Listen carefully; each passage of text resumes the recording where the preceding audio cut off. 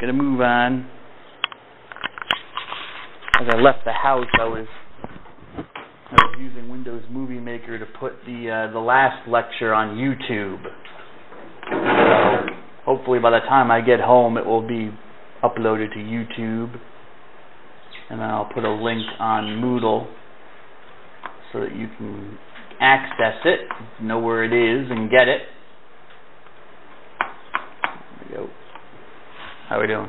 Not yet? Okay. Hey, there we go. Access it and get it. Someone smells good. Is someone wearing like cologne or perfume? It smells a little more like cologne. You smell that? Is that you, Mr. Donalewski? No, wait. Maybe it's over here. Maybe it's cleaning fluid. I don't know. It's kind of a dark day. Let me see. Oh, pardon me. Which is how I like it, but it might be too dark. Okay, I can... how's that? Is that alright? Or do you want the light on? On or off? Off. Off? Okay. See, if you just answer quickly, I shut up, you know? But if you don't, you know...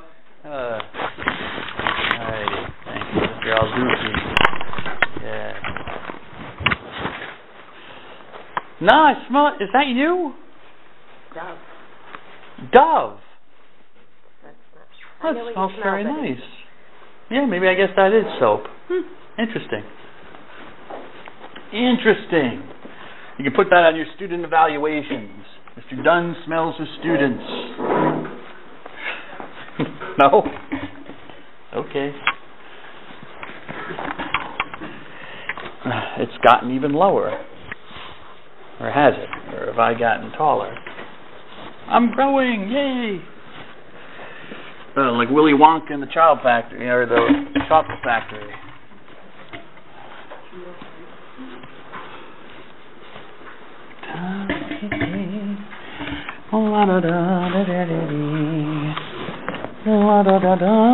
Sir, Mr. Bolshe? Good morning. Let's see here.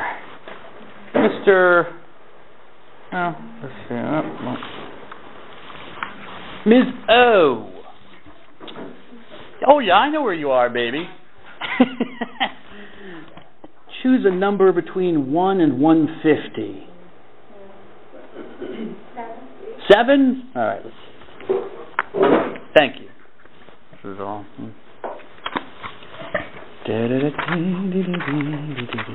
Hopefully it's not too long.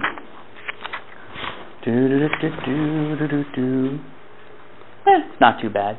Not too long. From the Psalms. The 150 Psalms of David. Sometimes when I don't know what to pray about, I can pray from the Psalms, because they're hymns, they are prayers, they're songs. They're songs. And sometimes the person who wrote these hymns and songs can pray better than I can. I did want to pray for, I saw in the news that, anyone hear about MERS? MERS? I don't know what it stands for. It's an abbreviation for something. They're saying MERS. No? No? Nobody paying attention for the zombie apocalypse? No? No doomsday preppers in the class? No nursing students in the class? What's MERS, Ms. Centena? What if I came into the emergency room with like flu-like symptoms? What are you going to do with me? I don't know yet. And I told you I've been hanging around with camels. She wouldn't. I would. Well, you would, sir, but, you know, are you from that area? Where are you from? From New Jersey. From New Jersey. Well, I'm just asking, sir. Excuse me. New Jersey. Because I know we have some Saudi Arabian students, and it's from that area. They've had 300 deaths. So you wouldn't quarantine me. You'd be the start. You'd be the person in the beginning of the movie who doesn't do nothing, doesn't know what she has, and I infect everybody in the hospital because of you. That's okay. You'll be one of the first to die because you treated me and didn't recognize that it was doomsday. And then you'll have to like track down Brad Pitt or somebody and save the... anyways. So I do want to pray, Holy God, for all the people in the Middle East, Near East, who are suffering from this virus, I guess. Flu-like virus. It always seems to be a flu-like virus. But I guess the simplest thing that kills you works, you know. Clog up the lungs so you can't breathe, and then, you know, you're gone. But I pray for all those people who have died, places like Saudi Arabia, etc., Lord. May the dead know your mercy, and pray that hopefully, you know, they'll find, if not a cure, then at least a vaccine or something to help treat people. And I pray, you know, for their doctors and nurses that, not Miss Centeno, but they might have doctors. I'm just kidding.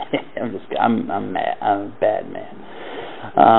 For their doctors and nurses who are treating them over there in the hospitals, that they will have the wisdom to treat them and also be safe from contracting this virus, whatever it is. Something to do with camels, but, you know, you never know where it's going to come from. You never know. The apocalypse could come from kittens. You don't know. You don't know. You're cuddling your kitten one day, and the next day you're throwing up blood. Knew I should have been a dog lover. No. Sorry. Lord my God, in you I trusted. Save me, rescue me from all who pursue me, lest someone maul me like a lion and tear my soul apart with no one to deliver me. I'll skip because some of this is from David's own personal history and doesn't necessarily apply. Rise up, O Lord, in your anger. Ooh, an angry God prayer. Be aroused against the outrages of my oppressors. Stir up the justice, my God, you have commanded. Have the assembly of the peoples gather about you, and return on high above them. The Lord will pass judgment on the nations. Judge me, Lord, according to my righteousness and my integrity. Ooh, that's a scary thought. Put Mr. Dunn on the scale and weigh him. I'm a little bit heavy. Uh-oh. I hope we're talking about a merciful God here. Let the malice of the wicked end. Uphold the just man, O just God, who tries, tests hearts and minds. God is a shield above me, saving the upright of heart. He is a just judge, powerful and patient, not exercising anger every day. So he's not always mad. He's not always a mad dude. He has his good hair days as well as his bad hair days. You know? This is how I talk to God, by the way. I mean, I don't... If someone does not repent, God sharpens his sword, strings and readies his bow, prepares his deadly shafts, makes arrows blazing thunderbolts. I will thank the Lord in accordance with his justice. I will sing the name of the Lord Most High. Amen.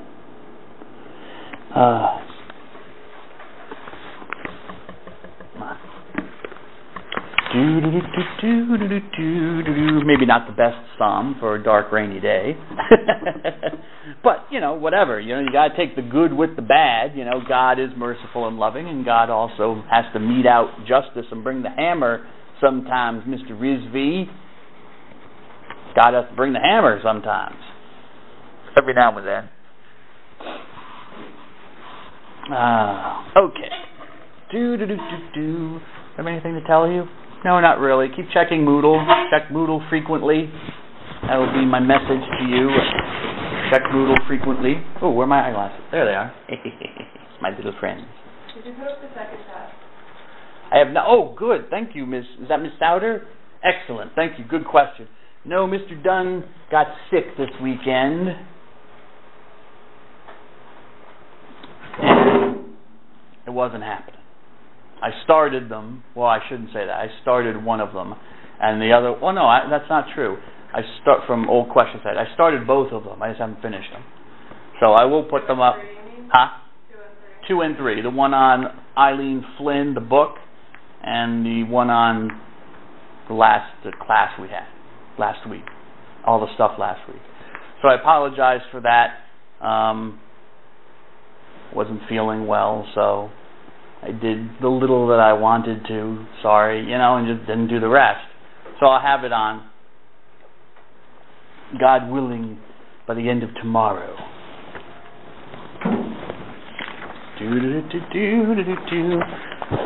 Missed anybody? Bolke is here.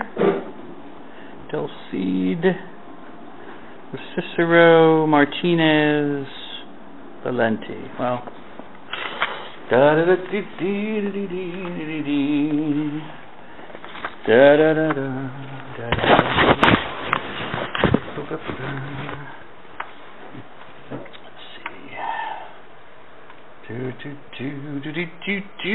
what is this? What is this? There we go. Now, we no longer say the Regina Caeli, Queen of Heaven Rejoice. We go back to the Angelus prayer today, beginning today. The angel of the Lord declared unto Mary, "Why? What has happened very recently to change from the Easter season to the not Easter season?" Mr. Rizvi. Wasn't that like the Ascension or Jesus went back to heaven? The Ascension, good sir. You're good, you're close. Something shortly after the Ascension.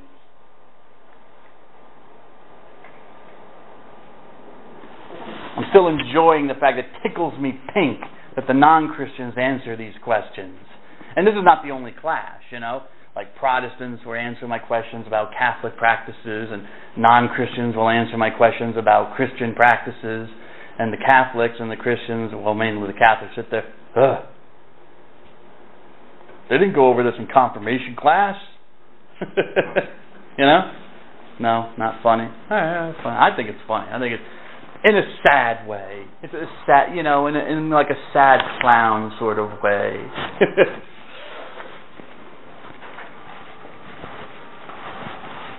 Come on, Catholics. Huh? Thank you, Miss Cardenas. Why didn't you speak up earlier? No, you didn't. Wait, I saw you, woman. She was? Yeah. Okay, good. Very good. Solid. Pentecost. What does Pentecost mean? It comes from a Greek word, Pentekostein. What does it mean? Pentecost. Pentecost, as the priest of the church I went to kept calling it. There must be something where you reach a certain age, like when you become 50, merciful becomes merciful. Pentecost becomes Pentecost. Beautiful becomes beautiful. I don't know what it is. But I find that I'm even starting to talk that way. The older I get, there must be something genetic. There must be some, gene in us. Oh, Miss Martinez. Oh, I'm sorry.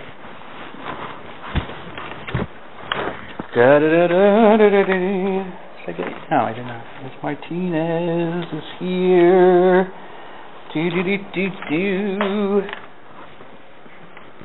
Does anyone know what it means? To repent? No, sir, but a good guess. I appreciate that. Because you're thinking of like words. Ms. Valenti? Pentecost? 50 days. Who said that? Mr. Donaleski? Yes, it means literally 50th, the 50th day. Pente, Greek word for 5. Geometrists, pentagon, anyone geometrists? Yeah. Pentagon, a 5-sided figure. Pentagram, or I guess now the cool term for it is pentacle. When I was growing up, it was a pentagram, the 5-pointed star, the devil, witchcraft.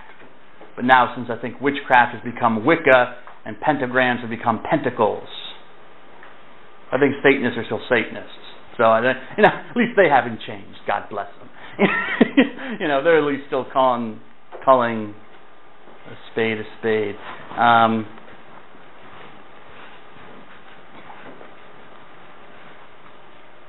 So 50 days. 50 days after what? No.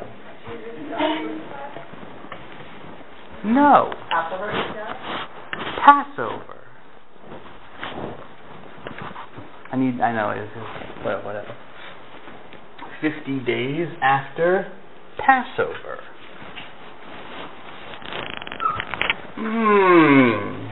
That should tell you something about the origins of this feast. What does it tell you? Mr. I got you. I'm going to choose somebody. See someone who's already left the building, who I think has left the building. Let's see.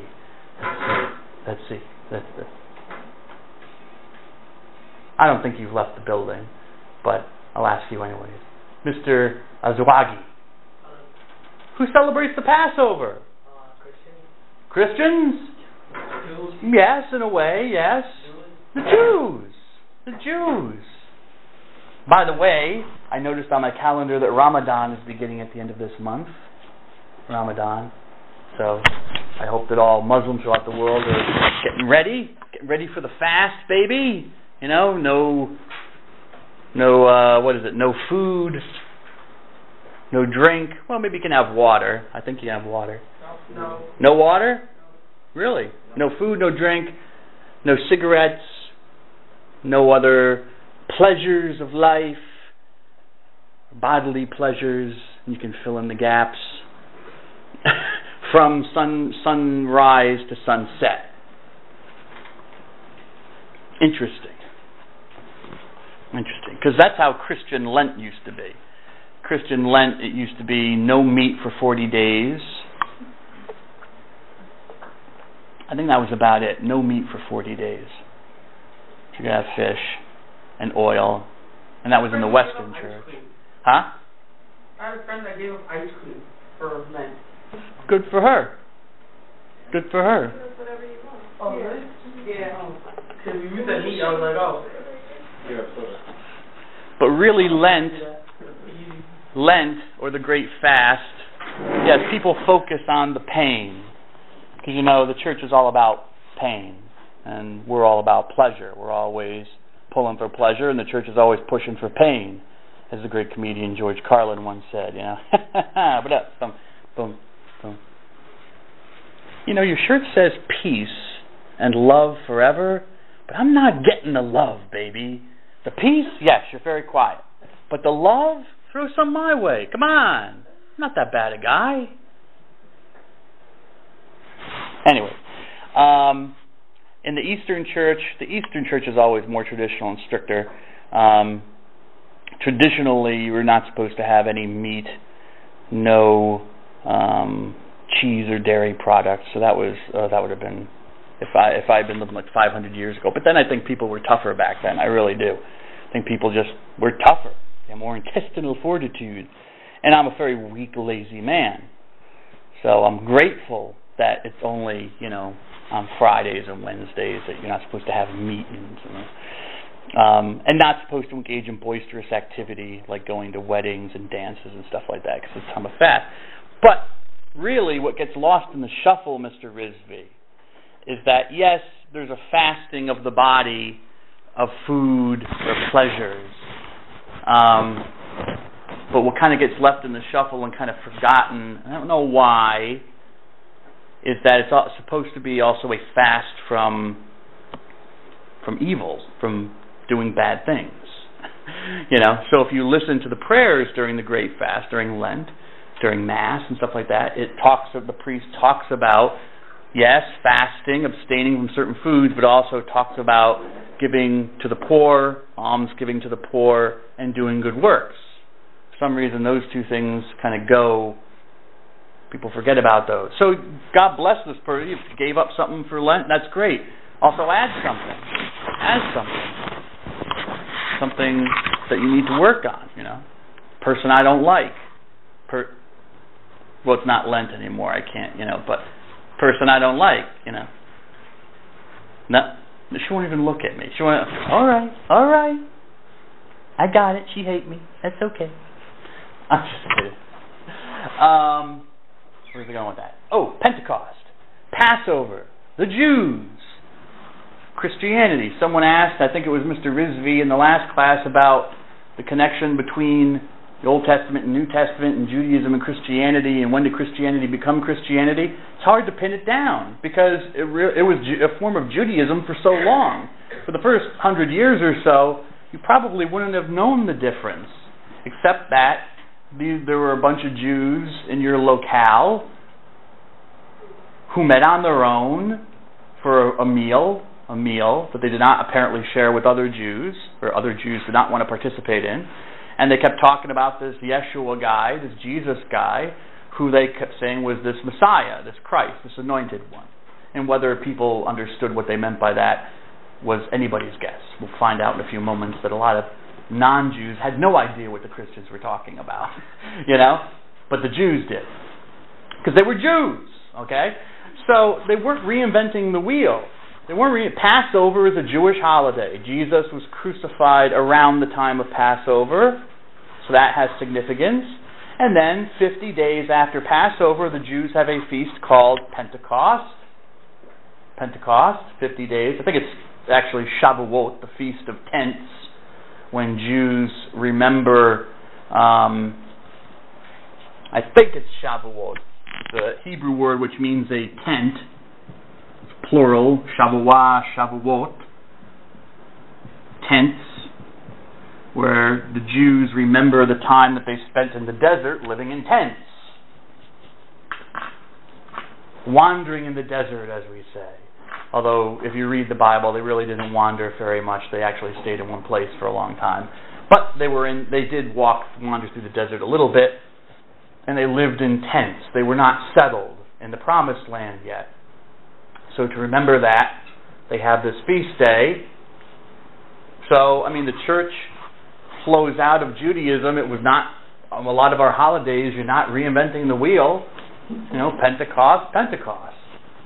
On Pentecost, in the Christian church, while this holiday was being celebrated in Jerusalem, and there were a lot of Jews in Jerusalem, the belief is that God, the Holy Spirit, flowed down upon the apostles, and they gave them the courage to go out and start preaching the gospel. So that's, from the Christian Jewish or Jewish Christian point of view, why it was an important feast. Okay? Jews still do that. If you go, very the more observant Jews, I don't want that to sound negatively, but of those who don't do this, like they're not really Jews, but like Orthodox Jews, or even maybe conservative Jews, although they don't like to call themselves conservative Jews anymore. I think they call themselves traditional Jews, Masorah Jews, or something like that. But like the Orthodox Jews, the Hasid Jews, stuff like that, very observant ones that you see, usually wearing, black and, the prayer garb and stuff like that. They take this literally, and so to observe Shavuot, they will actually build a little lean-to. Any Boy Scouts here? Any girls, Firefly girls, Girl Scout? No? Ever gone out camping and built a lean-to? I don't know about that. Built a tent? Yeah, okay. So they build a tent. And for, I don't know how long they live in the tent. They sleep in the tent, maybe one night, I don't know, but they do actually, they do literally. That's why I love the Jews. They take some stuff very, very literally, So, hey, we want to remember living in tents. We're going to live in tents, baby.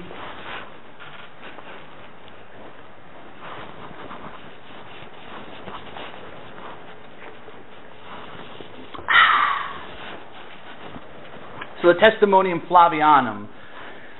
Okay, I think I've given you long enough to think about this.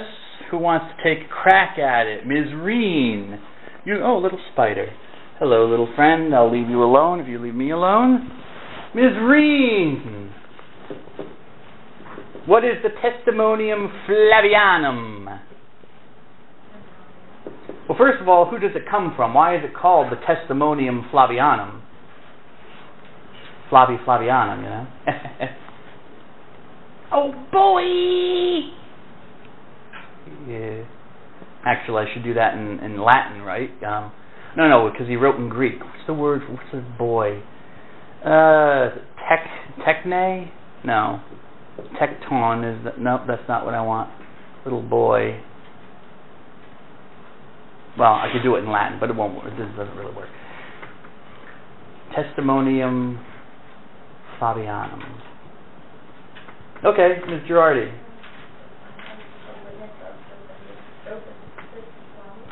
Good. Josephus Flavius.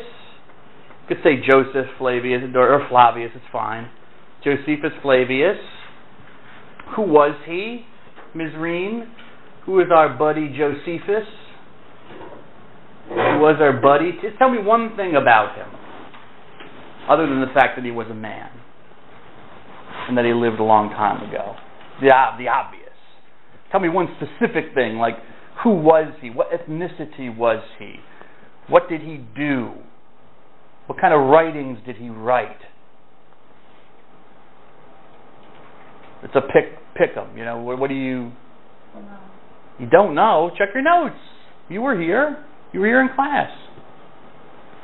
Check your notes. This is not a surprise quiz. I'm not trying to jump on anybody. I got you. Hold on. I'll give her a chance. Huh? I literally don't know. You literally don't know. Interesting. I would like to see that. I literally don't know. Interesting. But it's not even in your notes? Then how are you going to do the test, the quiz? Well, maybe I'll never put the quiz on. Hundreds for everybody. No? Okay. Ms. Lehman. You wrote about the Jewish wars and the history of it. Good. He was an historian, a Jew, and he wrote about, for example, the Jewish rebellion in Palestine in the 1st century A.D. He also wrote a history of the Jews. Why, Ms. Valente, did Josephus want to write a history of the Jews? What was his purpose in writing that? From which this comes, Antiquities of the Jews, the old stuff of the Jews, the old things of the Jews, the Antiquities of the Jews. Why did Josephus write this work? Check your notes.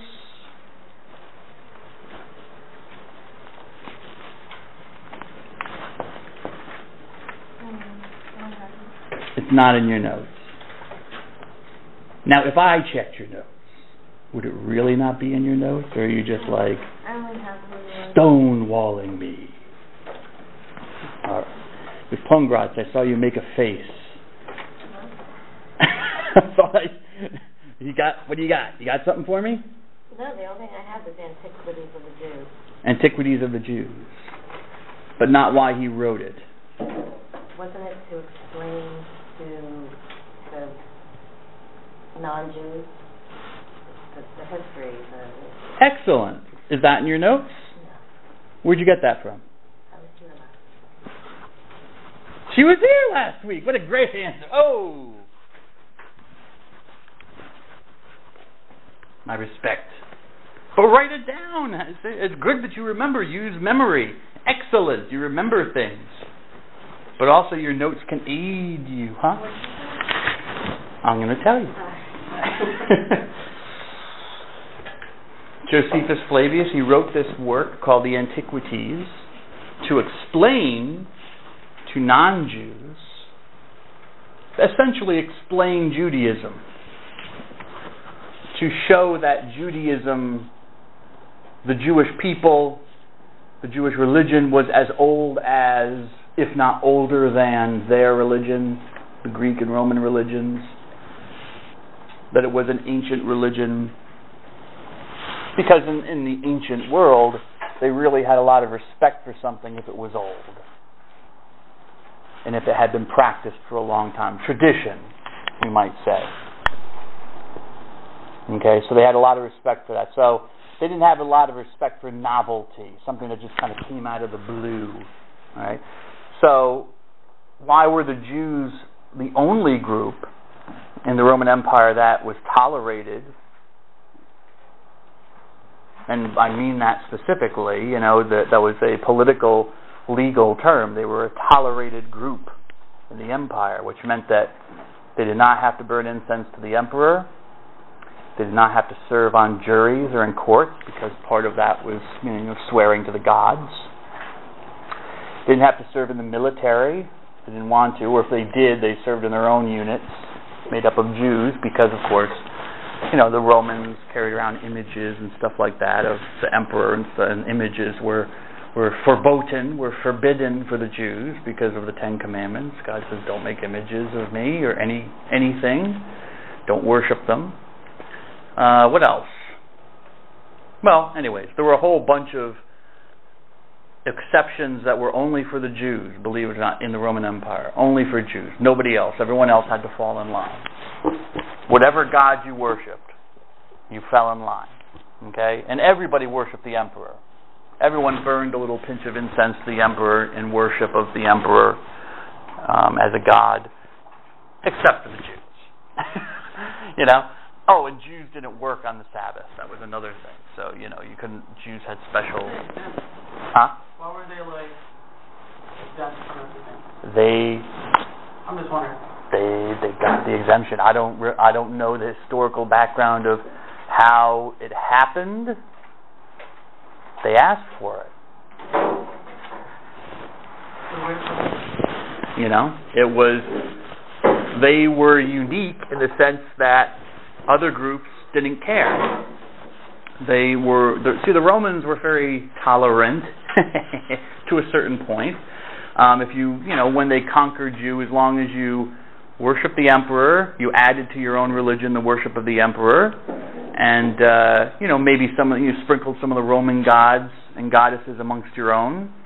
That was okay, because everyone believed that there were gods and spirits and goddesses all over the place. So, it wasn't like you were tearing everything up in the local religion. You weren't uprooting them.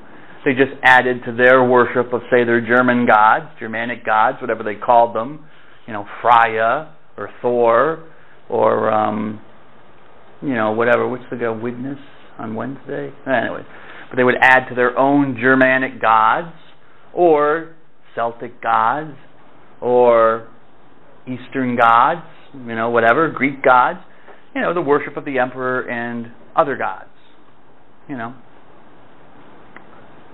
That's why you have, if you've ever taken Greek mythology, you see that there's a Greek name for a god, Zeus, and then there's a Latin name, Jupiter. Greek god was Hera and Athena, I think it is. What was it, Aphrodite, and what's their Latin name? I can't remember. I can't remember. It's Aphrodite, and I think not Aphrodite. Well, anyway. But why are there these Latin equivalents? Because, they even interchange names and stuff like that. Jews were different. The Jews were troublesome. They simply said, we will not worship the emperor, and we will not worship any other god except ours. Our God has told us that he's the only God to be worshipped, that your emperor is a man, not a god, so we won't worship him, definitely. But even the other gods, even the gods of Rome, don't exist. Only our God exists. And by the way, our God created everything. Which of course, if you're a Roman and you've just conquered these people, which the Romans did, they conquered the people of Israel, the Jews. They were just one of many peoples conquered by the Romans. How would that make you feel? They tell you that you conquered us, but you're nothing.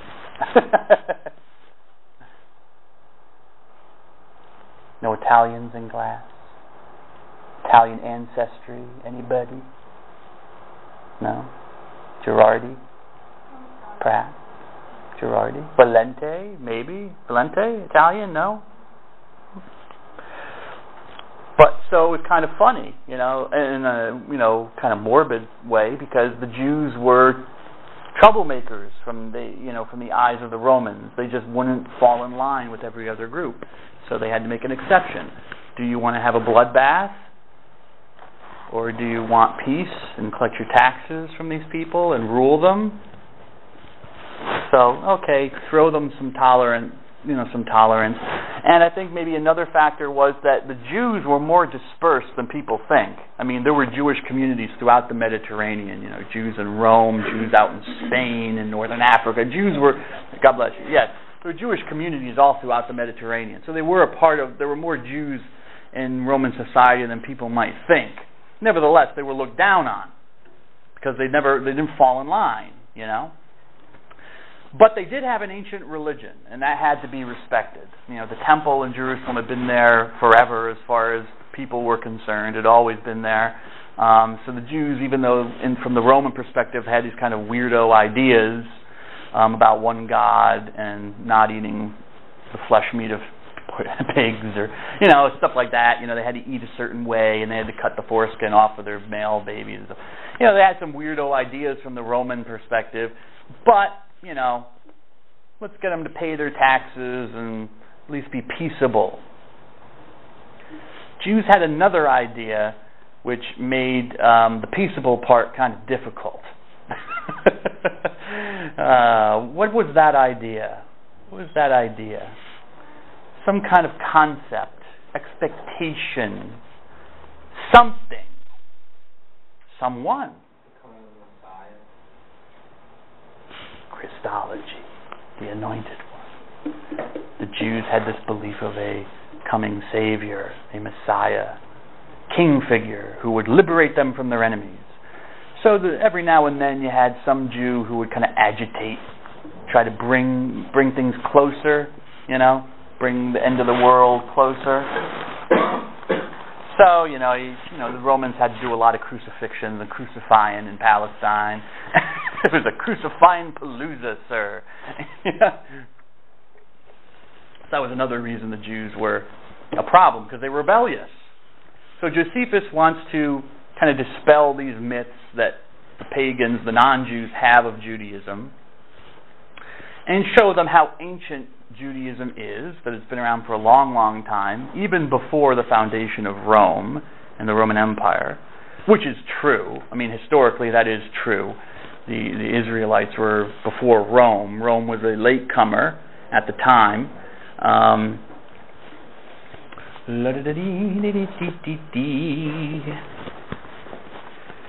So, in his work, his historical work, and this is ancient history, so a lot of times in ancient history, the division between opinion and fact-telling is not always, clear, It bleeds together, the way you tell the story and the story that is told. All right? So, Josephus' premise is to show the antiquity, the oldness of the Jewish religion, to defend Judaism, to explain it, okay? And in that context, we have historical data. Okay, can you all see this? Is that okay? Is that okay? Is that bright enough? Dark enough? Whatever? To see? Is Gerardi in the back? You okay? Yes. You all right? It's all right? Ms. Miller? Mr. Lembo? Mr. Lembo? I was watching Netflix the other day. I finally decided, I kind of bite the bullet and take a look at the Hunger Games. I didn't watch the whole thing. I just kind of went through the major parts, things that interested me. And I thought to myself, isn't this The Running Man with Arnold Schwarzenegger? Remember The Running Man? Classic Arnold Schwarzenegger film. Brilliant film, too. Richard Dawson, Arnold Schwarzenegger, where they take criminals, people arrested by the state, and make them go through some game, televised game, where they have to fight various people and possibly get killed, and if they win the game, then they're fully pardoned, and they're really not. That's a lie, but, you're fully pardoned. I mean, I know that they're tribute in the Hunger Games. They give them up, but, Okay, well, whatever.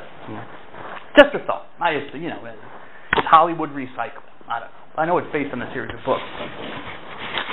Maybe they're recycling from the 80s and you don't realize it. You were all born in like 1992 or 91. So it's before, you know? Maybe.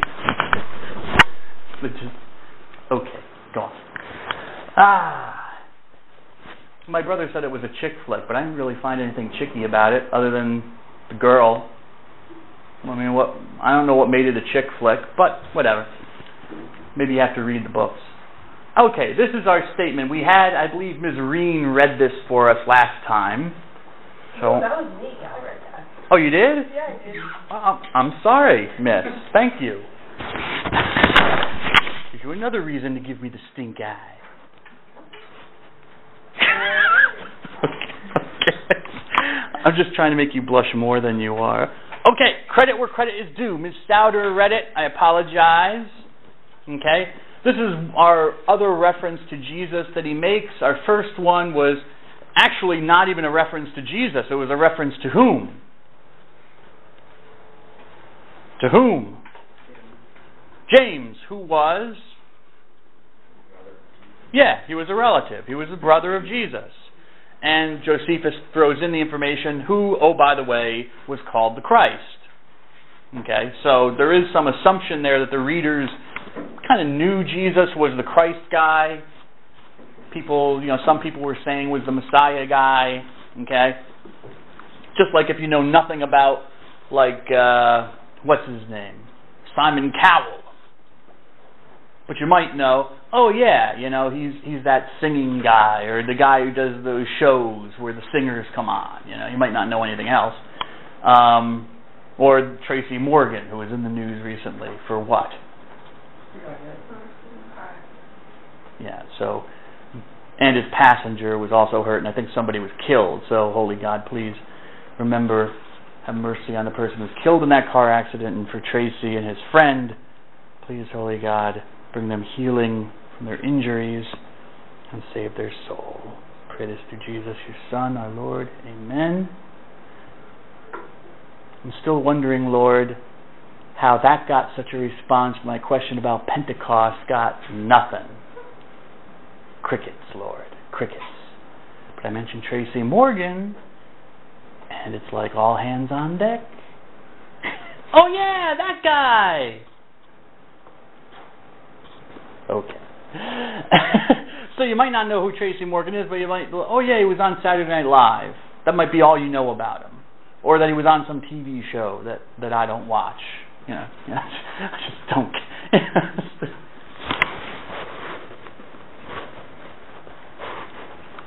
Anyone watching the next Food Network star? Did you agree with who they sent off? I haven't started watching it. It's dark, but I didn't watch it. I always watch it. Fast forward. So do I. Anyone watching MasterChef? No? Okay. Ooh, MasterChef fan. All right, MasterChef. High five from the backside. There you go. So we had this read. I put it into colors based on my opinion from what I've read from other scholars and what they think is legitimate or not. Because, of course, when you come to Jesus, it's all fake. It's really all fake anyway. It's just a fraud. So, class dismissed. No. Stay. Jesus was real. He was just an alien. Okay? That's the big secret. In the basements of the Vatican, we've got Jesus' body in formaldehyde. And he's an alien. No. Okay? How's that egg? Oh no, what do you... Anyways, Testimonium Flavianum. Jesus, a wise man, to be lawful to call him a man, a doer of wonderful works, a teacher of those who receive the truth with pleasure. Okay? I should tell you that this section is in all the copies of Josephus. I mean, sometimes you'll hear that it's been added. And I saw, once again, Netflix, they had some documentary. I don't know if it's still on there. What was it called? Something about Jesus. Of course, that's why I'm watching it. With Jesus, I'm there, baby.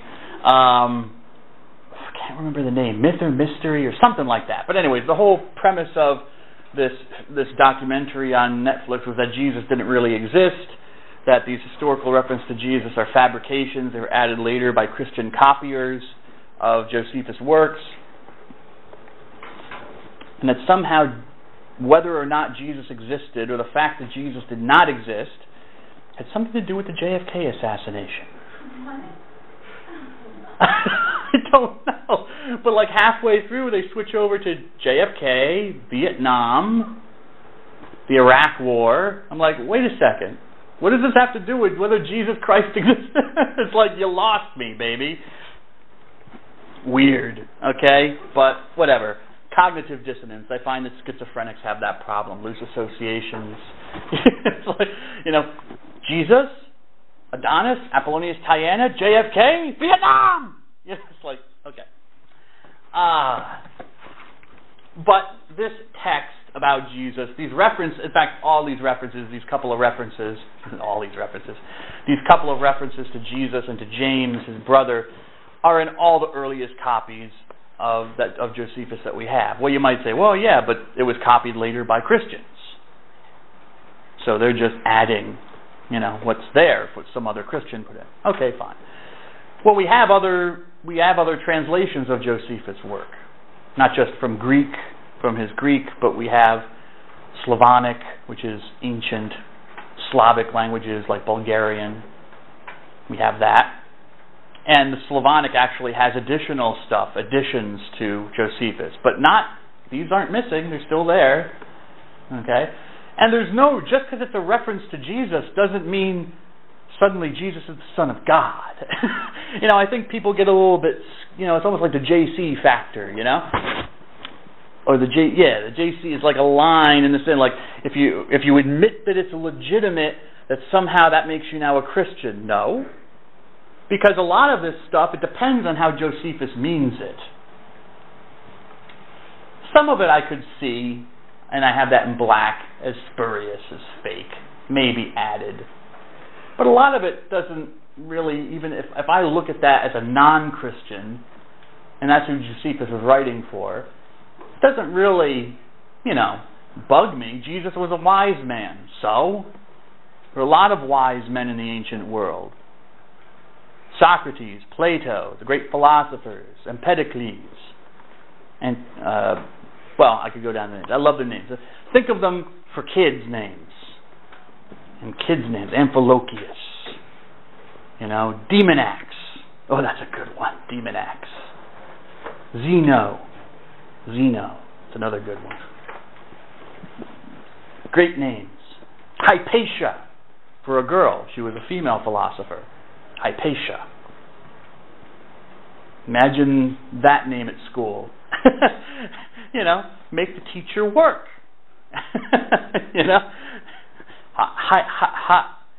Hypatia? Hypatia.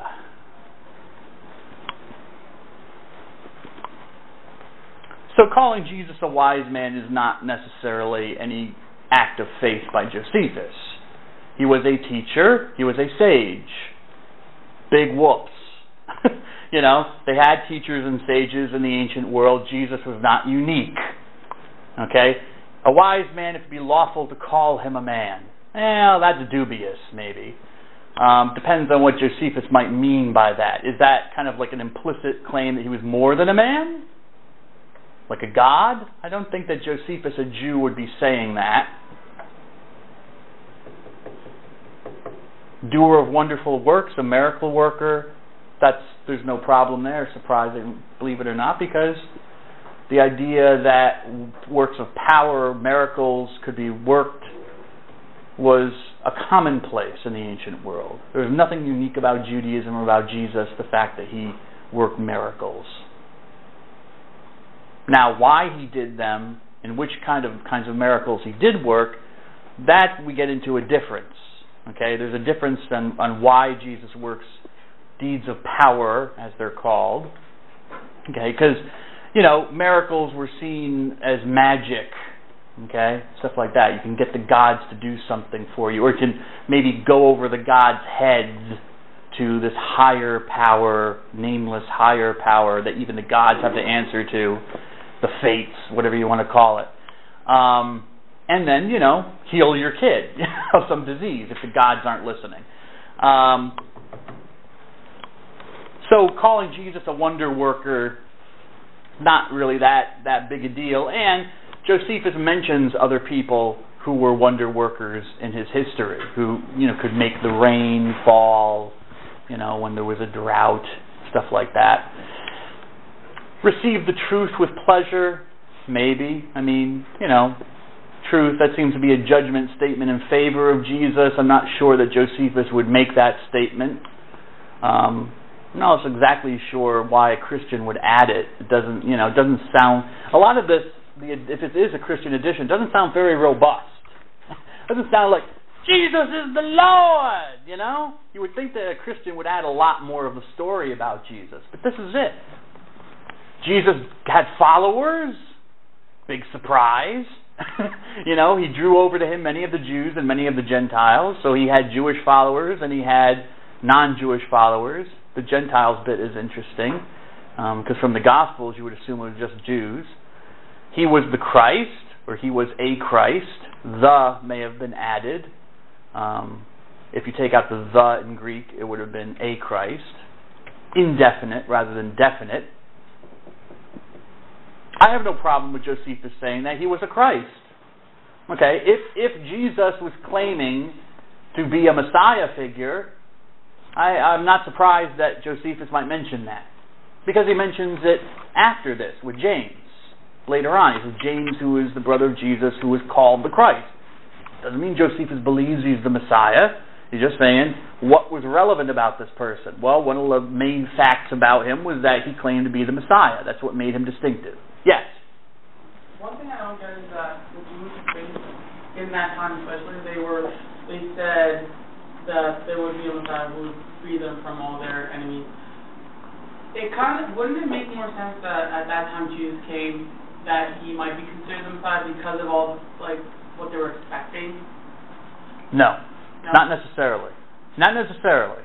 But hold on to that idea, because that's going to be the second half of today's class, sir. But that's an excellent question, Mr. Risby, but just hold on to it, because it might be answered by me later, I hope. If it's not, then ask me again and, hold my feet to the fire. Okay? He mentions Pilate. Doesn't say Pontius Pilate, says Pilate, so presuming that the Roman readers would, I guess, know their political leaders, and Pilate was the Roman governor of the area. At the suggestion of the principal men amongst us, doesn't name who, and Josephus kind of does this. I have it in red, but it could be legit, because Josephus kind of does this. When he tells a story, he wants to, on one hand, ingratiate himself, make himself pleasurable to his Roman readers, show him that, he's a good guy, but he also wants to kind of absolve the Jews, his fellow people, of any kind of maybe bad things. So it doesn't say who exactly was opposing Jesus, just some principal men within their group, within the Jewish society. I'm not saying the Jews killed Jesus, I'm just saying some principal people. So he likes to keep, this fits in with Josephus's way of writing, that, when it comes to maybe kind of a gnarly negative detail about his people, he kind of tries to make it sound better. So at the principal suggestion of his own people, interesting, and I think that I would probably now change that to green, because based on what I just said about his writing style, but also the fact that why would he blame his own people for this? Why would that they killed him? They had him condemned to the cross.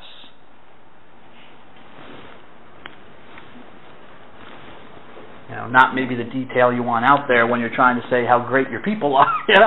That, he was a wise man, a miracle worker, and we got rid of him. But, that's just the way it is. Who said that, I know someone says this, political mistake is when you actually tell the truth. Of a politician, you've made a mistake when you actually say the truth,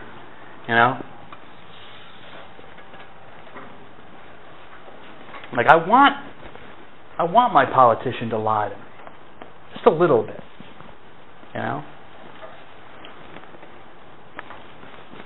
No, I'm going to tell me the truth. You're going to have to raise taxes. If you want to pay for all the stuff you want, you need more money. Otherwise, you don't got the money. Hire someone to plow your own road. You know, it's like, I don't like that. I'm not voting for him. I'm going to vote for the legalized pot guy. Oh, wait a second. That horse has left the barn.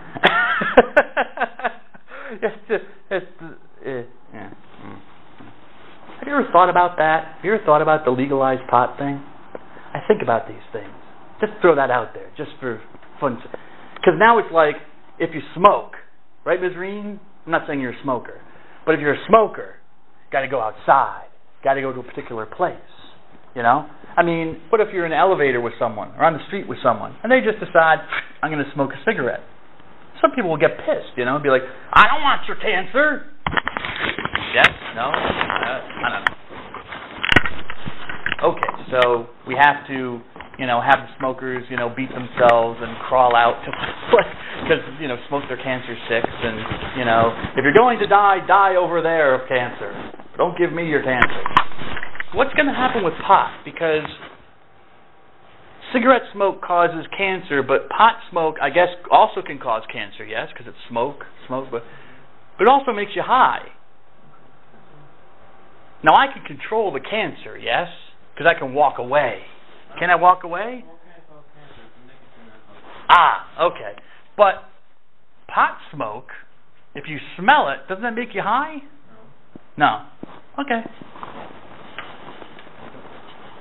I guess, you know, those bongs are... Specific amounts, like, well, if you just whip it in the air, you're not going to, I'm high. Ah, interesting. Well, I'm just wondering what kind of fights. I wonder if it's going to be like a battle royale at smoking places now. Because you're going to have the smokers who don't want to get high. So what, are you going to have a separate place for... I don't think you should believe it at all. I'm not asking that. I don't think they're... I'm working on a bit here, sir. I'm not... I'm working on my routine, okay? All right? I'm hoping to hit the big time to make some real money. All right? The Mr. Dunn Road to Calvary tour. A big picture of me carrying the cross, or at least holding the cross of Jesus. And I'll be like, hey, here's my buddy. Saved my life. Body piercing saved my life. Okay. Condemned him to the cross, but those that loved him first did not forsake him. So he was crucified under Pilate, the Roman governor, at the instigation of apparently some Jewish leaders, although Josephus doesn't say so. But his followers, those who loved him, didn't forsake him. Okay, well, I got no problem with that. People loved him as their follower. You know, Socrates was executed as a criminal for stirring up the youth of Athens, and so he had to drink a drink of hemlock tea, or hemlock, which is poisonous. Well, it's still poisonous. Don't drink hemlock, baby. And he died. He was executed by the Athenian government, the city elders of Athens, because he was causing too much trouble. Did his philosophy die out? No. In fact, the school of Socratic philosophy continued. People like Plato and other people who followed Socrates and his ideas. So I don't see any reason why I should disbelieve that it happened with Jesus. Now, he appeared to them alive again the third day, as the prophets foretold these and 10,000 other things, wonderful things about Jesus. All right, now I'm starting to see, I think, a Christian hand. Not with the resurrection, because if his followers are claiming that he appeared again, then Josephus is just stating fact. His followers say that he appeared again. Okay? He appeared to them alive again on the third day.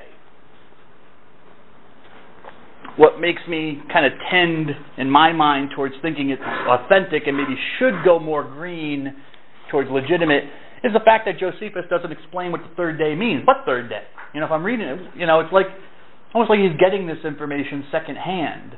Like he doesn't know, but he's heard Jesus rose on the third day. Okay, that's what these follow Christians believe. What does it mean, third day? You know, is it just a Christian alternative band? You know, or is it Does it mean more than that? Does it mean more than that?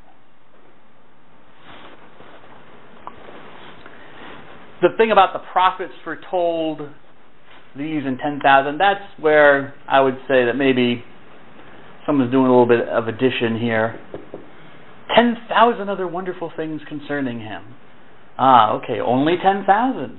Oh, really? Only 10,000? Not 50? Not 1 million?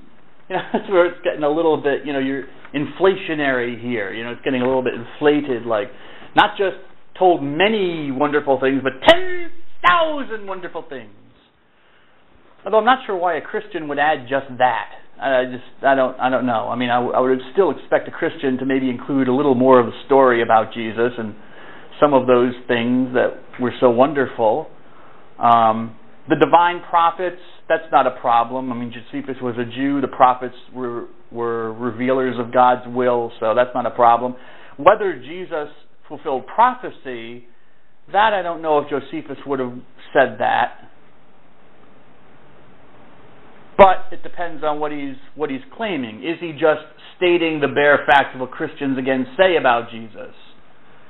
That as the prophets foretold, and then kind of the rest, if you want to read it, is kind of ironic. If you read it like, as I did, for he appeared to them alive again the third day, as the divine prophets have foretold, these and 10,000 other wonderful things about Jesus. Kind of ironic, like silly, like almost making fun of the Christian claim. Maybe, but I'm reading into it. I mean, there are other ways to read this, I think. Could it be irony? And the tribe of Christians so named from him are not extinct to this day. Okay? That's wrong. That's wrong, and I think Josephus would have known better. So named from him. But then again, he's writing, because remember, I told you, Christ is a title. It means anointed one. It's not his name. It's not his name is Jesus. Christ is a title, and even the Christians did not give themselves the name Christian. They weren't going around saying, hey, I'm a Christian. They had other ways of saying, I follow the way of Jesus, or I follow Jesus the Messiah. And it was pagans who heard this word, Christos, and said, okay, they don't say Judaios, they say Christos, so, they must be something this Christ, and they're followers of that, so they called them Christianoi, followers of the Christ, whatever that was. The pagans usually didn't know.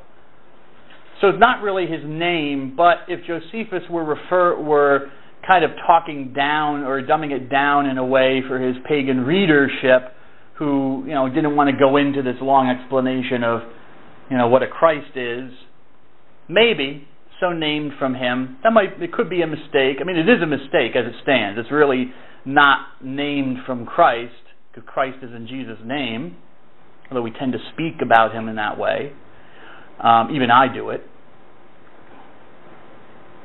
But, so that's why I'm not sure. And so Christians are around even to this day. Okay, big, surprise, surprise. His followers are still around. All right, I don't know why anyone would add that to that. I'm going to assume that's legitimate. Okay? Whew, man, it's humid.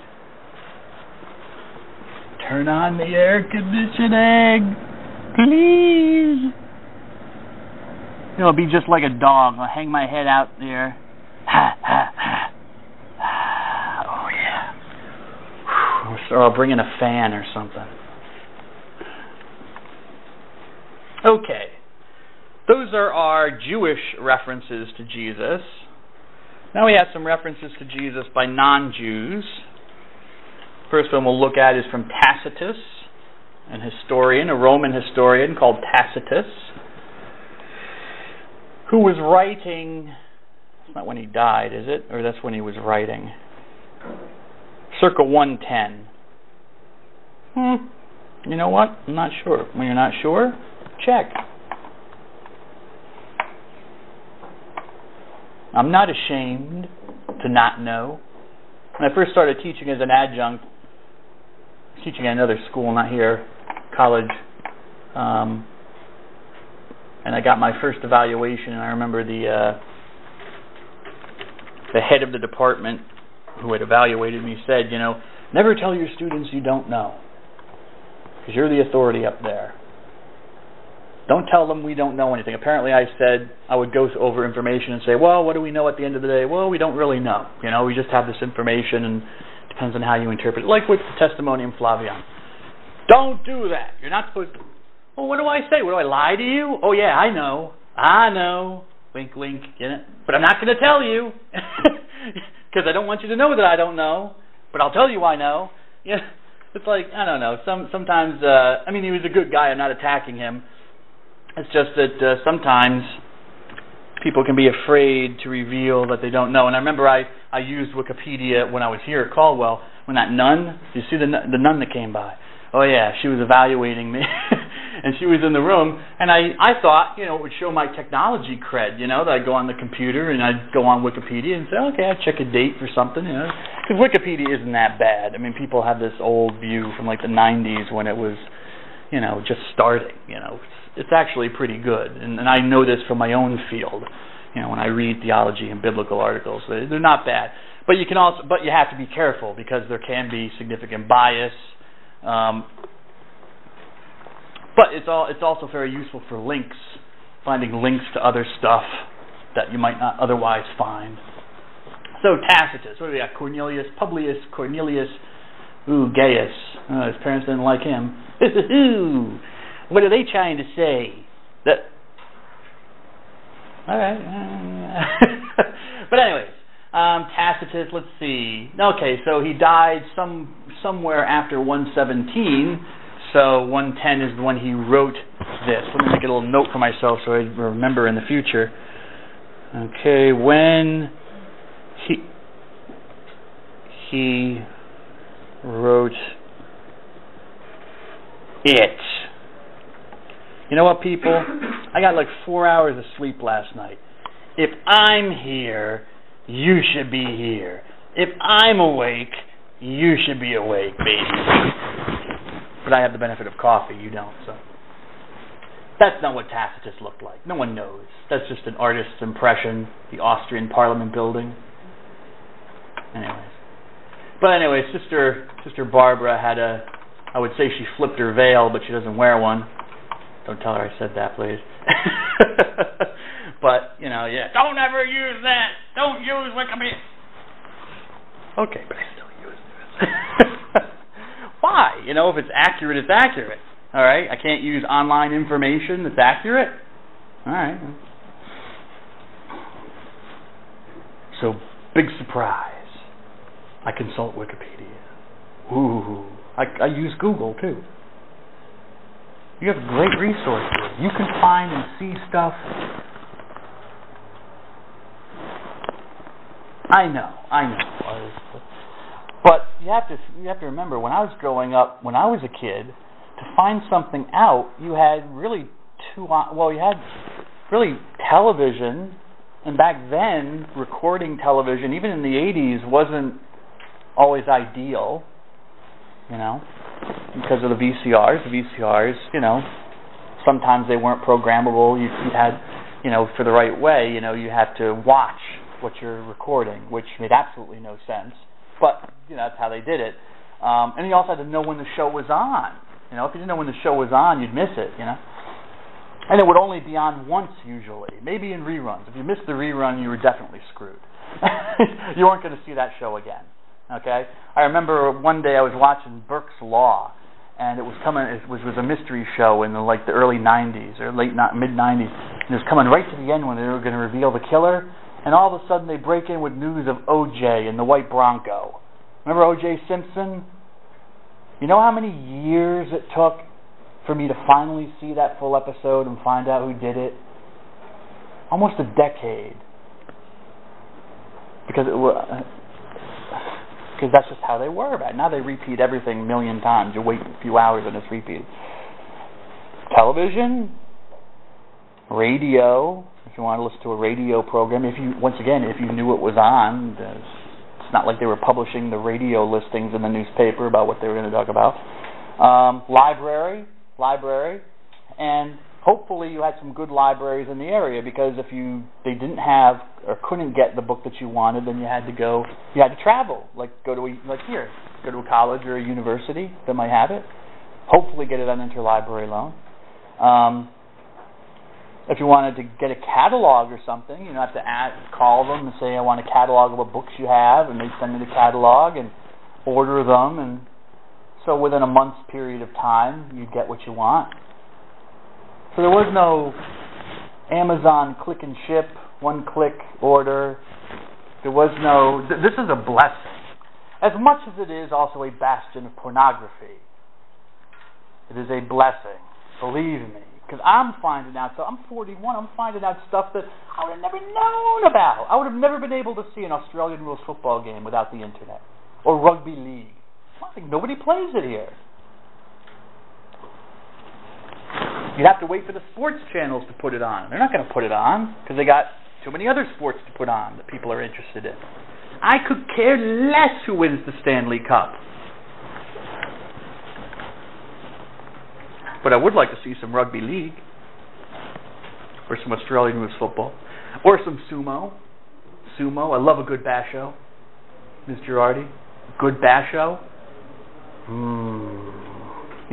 Tacitus wrote this work called the Annals, turn of the century, 110 AD. Annals comes from the word annus in Latin. Annus, which some of you already know. Those of you who speak Spanish, this should look very familiar. Annus should suggest a word in Spanish.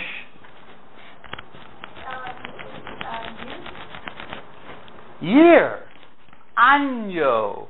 For some reason the two N's become kind of palatalized, softened. It becomes año. In Italian, it's even closer, because of course the Italians were the Romans and they spoke Latin. What is it Italian? Huh? With an I. No, sir, but you're close. Spell it for me. Excellent, sir. But you're going for the plural. You're right, sir. Ani means years. You're right. Anno is the singular. What anus is? Is it anus? Anus? It's anus ani. God bless you. Thank you. Look that up. Unfortunately, Ms. Oliveira is not here for me to do Portuguese. It was curious. Or en. En? Which language is that? French. En. French. They gutturalize, or have the guttural en. En. If you've ever wondered in French why the S is there, I love French. Just love it. I just think it's a beautiful language to look at. I'm not sure about speaking it. Klingon's more my thing. But, no. But the S is there because they're very conservative in their spelling. They keep sometimes the letters they don't pronounce. Anus, en, don't say ons. Well, at one time they probably did in medieval French, but the modern French has kind of dropped the S sound. It's just en now. Okay, so they were saying ons, and then eventually the S, en. But those who are in Hispania, the provinces of Hispania, said año, año, and that became año. I'm curious about Portuguese. Bear with me. Let's go to my old friend Google Translate. Ms. Oliveira is not here to ask. Let's see, English, and we gotta do Portuguese. This is really, I've said this before, it's kind of fun to play with if you love languages. Year. Oh, anu. Anu. Okay, one N. Interesting. Well, at least to me, maybe not interesting to you. But. Annals means years. Years of what? Well, years of the emperors. He gives a history where he goes through the various emperorships and who held them and what happened while they were emperors. So he calls it the years, the annals. It would be like if we had biographies of each president, you know, kind of like that. Someone wrote a history, well, I'm sure someone has, starting with President so-and-so and going to President so-and-so. That's basically what he's doing, the annals. And in the section on Nero, the Emperor Nero, and that R means when he reigned, when he ruled, the Latin abbreviation regnat, but you don't need to know the Latin, just know what it means, that it means ruled or reigned. Little abbreviation here. When he reigned as emperor, when he ruled. What years did he rule? 54 to 68 AD. 54 to 68 AD. What? No? A problem? No? No? There's Martinez. Would you like to read that, please? Read what? Which one? The first one or the second? All that's in blue. All that's in blue. And please, and read loud, because I want people to hear it. I'm just asking. I'm just asking. I know you didn't say anything, but you're quiet, so I just wanted you to, instead of interrupting you and say read loud, I'm saying it before. Consequently, Nero fastened the guilt for the fire in Rome and inflicted the most exquisite tortures on a class hated for their abominations called Christians, like communists. Christus, from whom the name had its origin, suffered the extreme penalty during the reign of Tiberius at the hands of one of our procurators, Pontius Pilatus, and the most mischievous superstitions. Those checks for the moment again broke out, not only in Judea, the first source of the evil, but even in Rome, where all things hideous and shameful from every part of the world find their center and become popular. Good. Thank you, Ms. Martinez. Okay, so this is just it. This is what Tacitus mentions. And again, he doesn't really, we mentioned Jesus kind of directly, but he's starting with the context of the fire, the great fire in Rome, which happened during the reign of Nero. That's a bust of Nero of his head. Probably accurate, because the Romans seem to prize accuracy in their representation rather than the Greeks, who preferred idealizing. The Greeks preferred to idealize the human body. Romans seem to be more, naturalistic in how people looked. So that's probably how he looked, or at least a fair representation of how Nero looked. He was not the best of emperors. He was a madman, or at least he became insane by the end of his life, and they killed him. People had kind of had enough of his madness, and they killed him. Funny story about he liked to write poetry. Nero. He wrote poetry, which sucked, stunk, was not very good. But he would hold these interminable, unending poetry sessions where he would read his own poetry. And back then the poetry was accompanied by music, so he'd have someone with a little lyre, maybe a Nero playing a little thing. Work and philosophy. Philosophy and work. And you could not leave. I mean, he was the emperor. If you showed such disrespect as to just get up and leave, you wouldn't be around for very long. And so people would fake death. People would actually fake like they had heart attacks or some kind. They didn't know heart attacks, but something happened and they'd fall over dead. Can't wake him up. Can't wait. Doesn't seem to be alive. Doesn't seem to be alive. You hold your breath. And they would carry the person out, and then the person would leave. Oh, I recovered, Nero, great emperor. I just recovered. Thank the gods. Of course, you could only really use that once. It wasn't going to work. maybe if you tried it a second time, they might stab you to see if you're really dead, and then you would be dead. So it really would only work once. But that's true, I mean, because we have the historical recountings of this, of how awful it was, so bad that this is what people did. You know, people would climb over the wall when he wasn't looking, so they could jump down the wall and get out and run away. And you know, when Nero wasn't paying attention, and hopefully he won't notice I'm gone. Because if he did, if you disrespected him, he'd have you. Well, he didn't really need much of a reason to kill anybody because he was insane. But you know, you pissed him off like that. You know, you don't like my poetry. Now, there was a part of Rome where Nero apparently wanted to build. Problem was, you already had like thousands of people living there in that section of Rome. So what are you going to do? You know, the emperor wants to build in that section of Rome, and, you know, I guess he could claim eminent domain and just take all of their land and throw a few bucks at them. But this is not now. This is back then, where, you know, the emperor wants, the emperor gets. But he wasn't getting for some reason. You know, that's, you know, it was probably not a good idea to try to physically remove all these people if they didn't want to go. Okay, but that was the story. He wanted to build in that section of Rome, and lo and behold, hallelujah, a fire breaks out in that section of Rome, burns down the whole section, and maybe other parts of Rome as well. Of course, this is, what, the 60s AD, so there were no real fire departments to do anything.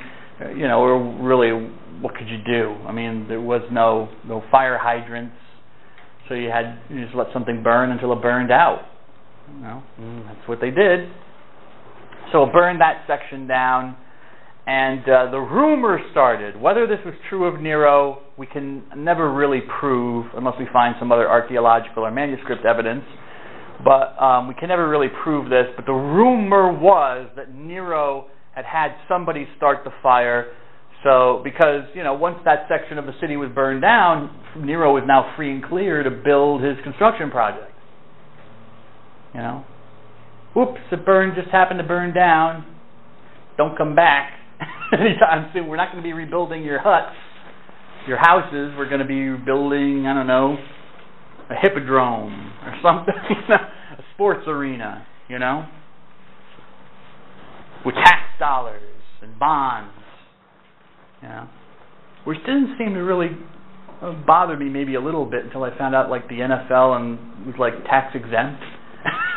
So why are, like, charities, you know, so they don't pay any taxes, so thinking to myself, why are my tax dollars going to fund their new stadium at all? Don't know. Anyway.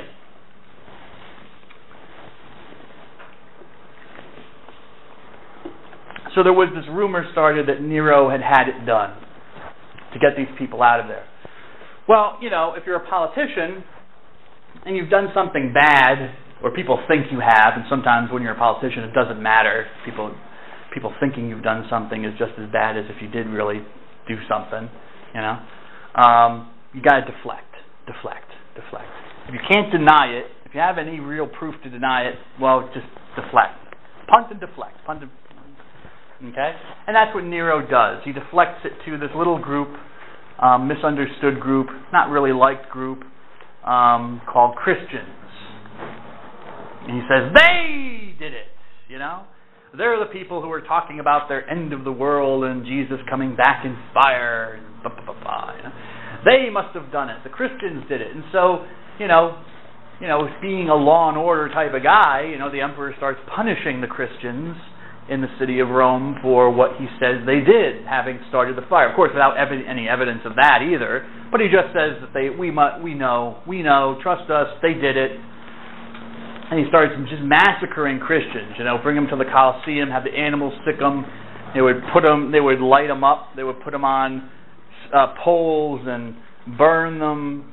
You know, and I think Tacitus records this, that he burned so many Christians that, you know, you could have light in nighttime because he was burning so many people and killing. Now, eventually, there's overkill.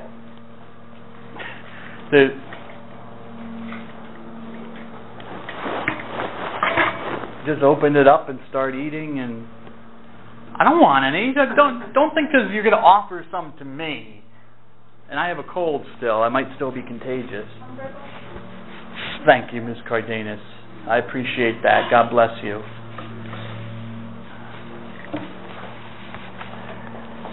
There's overkill. Nero overplays his hand. Whether Nero had any hand in the burning of Rome is anybody's guess. I don't know.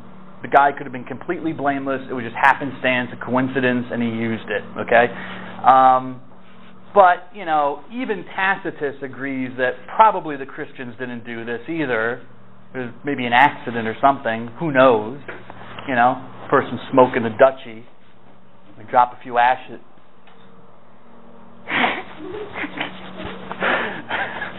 If you don't know what that is, don't ask. Anyway, so really, who to blame? You don't know. But people started to think. I don't think it's the Christians, because Nero was just killing so many of them. And after a certain point, it was like, what are you going to do? Kill them all? You don't even know who did it.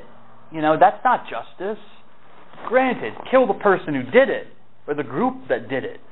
But he was just like, you're a Christian, boom, off you go. Fire Rome, you know. Like the version of Guantanamo, baby. You know, you're there, we scoop you all up and just ship you off, you know. You're going to the Coliseum, you're going to fight the lions and the bears. I don't mean the football teams. Anyways. So public opinion starts to turn against Nero. Not that people believed that the Christians had done it to begin with. And so actually this also leads to Nero's downfall, because he was nuts. You got in his way and he killed you. So it was overkill at a certain point. And people started to turn on Nero, and actually started, even as much as people disliked this little group of people called Christians, for whatever reason, I don't know, but apparently the people disliked them, they started to sympathize with them. You know, they started to be like, they saw these people dying, and they're like, you know, haven't we had enough? You know, okay, isn't it over with? You know, and then people were like, well, maybe, you know, maybe the rumors were true, and Nero's trying to deflect. So he even started even more rumors against Nero. So it had kind of the opposite effect in the end. Showed what a mean and nasty guy he could be. So, Christians were not liked, this group of Christians, and then he explains to us why they're called Christians. There's this little information. They're named after Christus, who suffered the extreme penalty, which would have been crucifixion, because he's not identified as a Roman, so you can assume. Nevertheless, capital punishment. He was killed during the reign of Tiberius, who was another emperor, so he dates it for his readers, so people will be like, oh yeah, I remember, you know, oh, that was during the time of Bill Clinton? Oh yeah, that's the 90s. Okay, yeah. So Tiberius, oh yeah, that's around the 30s. Okay, I remember when Tiberius was emperor. At the hands of a procurator, Pontius Pilate, so he gives us Pontius's name, or I should say Pilate's name. Pilate would have been his, no, Pontius was his family name. Pontius's name, okay? But he's wrong here. He's wrong. He calls Pontius Pilate the procurator, but Pontius Pilate was not. How do we know this? That Tacitus is wrong. How do we know this, Mr. Alduhi? How do we know that Tacitus, a Roman citizen who should know how his government works, how do we know that he's wrong about this government official and what he was, a procurator? He's wrong. How do we know that? What do you think? Guess. Think. How would you establish that this manuscript evidence is wrong? What might tell you that it's wrong? You don't know? Well, do we have other sources? What else can we look at? The Bible. What? That'll be my first. Netflix. I talk too much. All right. Yeah, the Gospels, the stories of Jesus, they don't really help because they just call Pilate a governor. They never specify what the Jews. They were Jews. They didn't. I mean, the Roman government was very bureaucratic and tons of levels of bureaucracy. So they just call Pilate the governor. He's the ruler of the area. Ms. Souter. He's got to take notes. Don't distract him, Ms. Souter. He's going to be a priest one day. Okay. I'm sending him on his way. I'm giving him information he can use.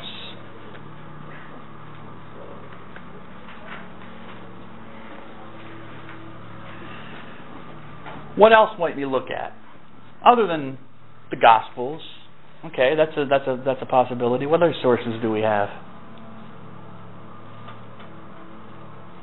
Platon's statement. Huh? Platon's statement. Statement by whom? What? Josephus Flavius? We could look at Josephus. We could just look at Josephus. He does mention Pontius Pilate. Doesn't help us in answering this question, though, sir. He does not. What else could we look at? You don't have to just look at books, people. Still in the books. Get out of the library, sir. Stop it with Netflix. These places existed, did they not? Mr. Donaleski? Yeah. What would you do?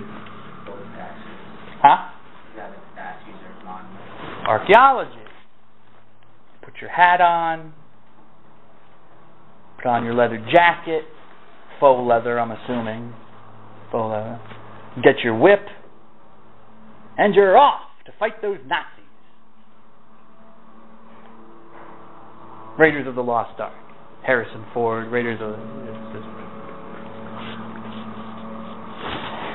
Archaeology. Maybe that can help us. If we found monuments of Pilate. We'd have to be darn lucky, though. Okay, so he tells us the emperor, Pilate. That helps us even narrow it down a little bit more. Okay, and a superstition was checked for the moment, which meant it was pushed back. It was quelled for a moment.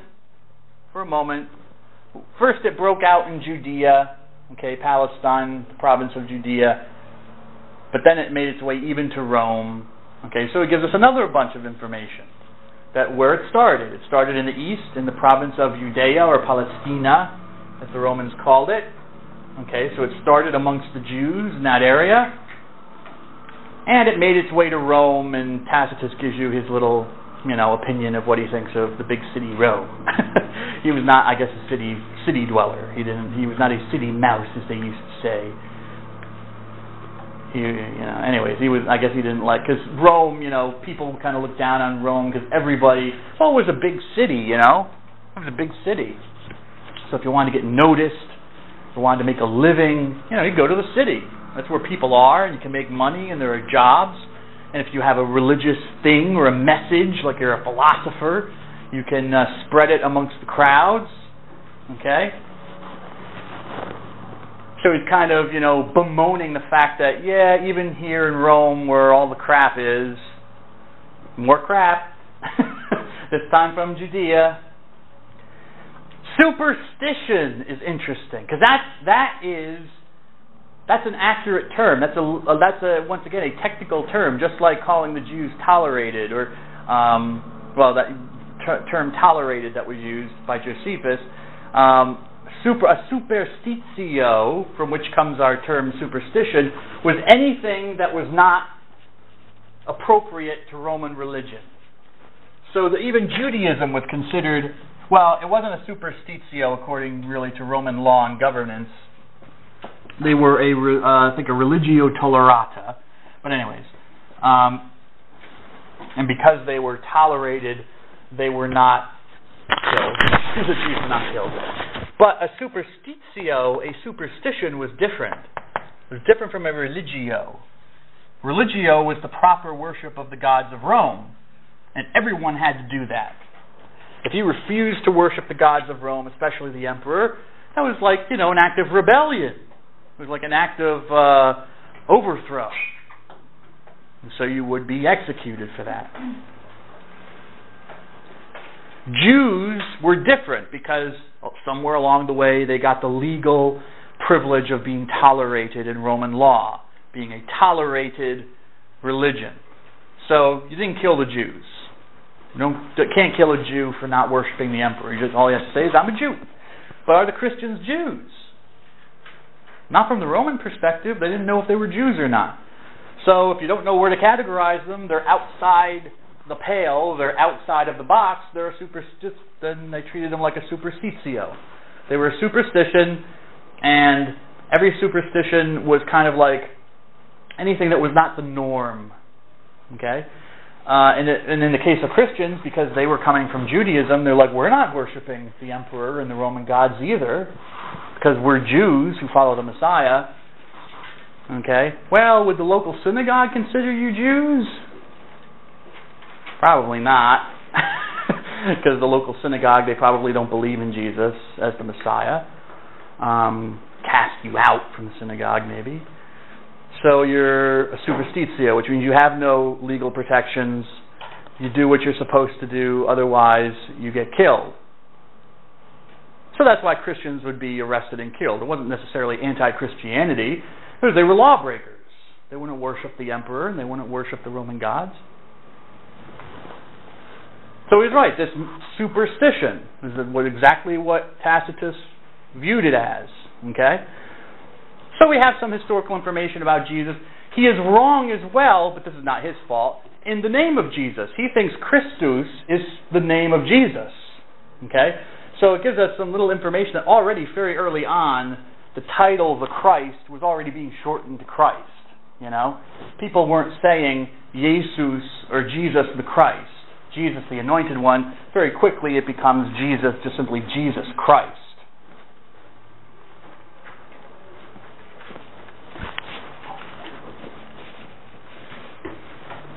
And Tacitus hears this, and he thinks that's Jesus' name. So he doesn't even call him Jesus. He calls him Christus. And he doesn't even call him Christ, which would be the Greek translation, Anointed One. He doesn't even realize that it's, because it's not a Latin word, he doesn't even realize that it has a meaning. It's translating the word Mashiach, a Jewish word. He thinks Christus is his actual name. So he doesn't even use Christ. That's why I left it alone. And they do in the translation leaves it alone. Okay?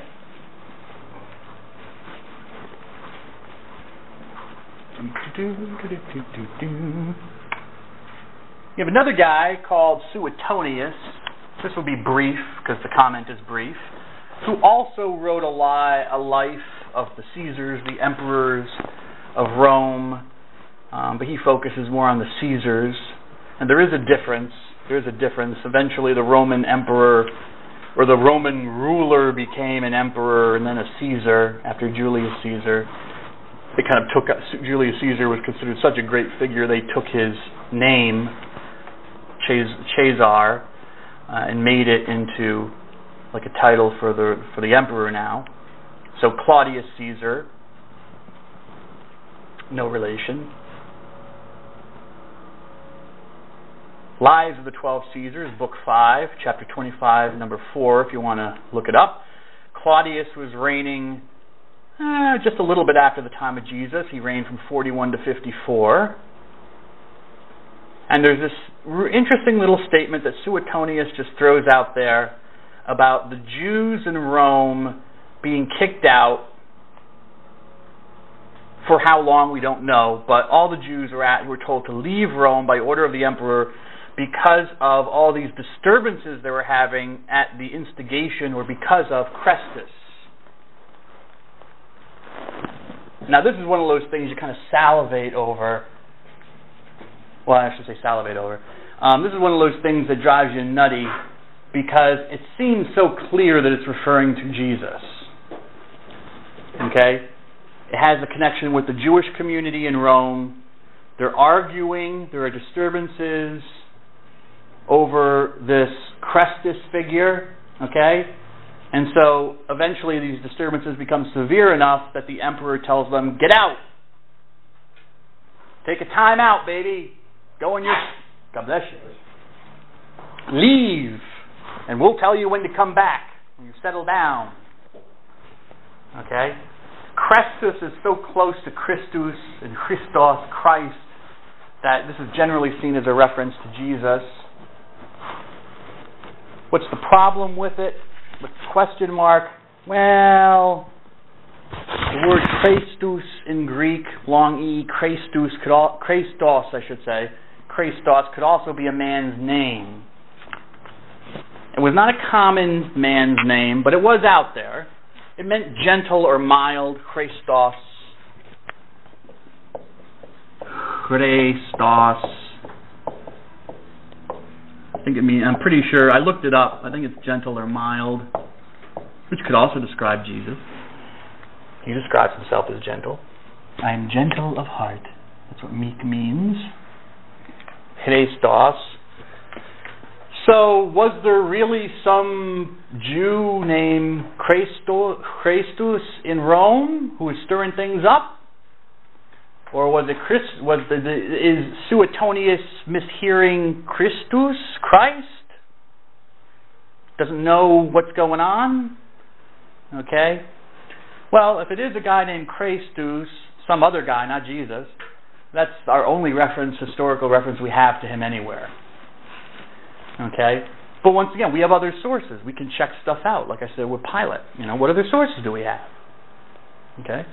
Well, we have the New Testament, interestingly enough. And what kind of clinches it for me, for a lot of scholars, I think, that it is kind of Suetonius' garbled understanding of Christ, Jesus, and this controversy amongst the Jews. Well, the fact that it's amongst the Jews pinpoints it to their community, and what else would they be arguing over? Christus just fits. But we have Acts of the Apostles, chapter 18. So we have another source here. You want to find that in your Bibles. It comes after the Gospel of John. So you go to the New Testament. Don't all hurry to it. I'm not going to read it. I will choose someone to read it.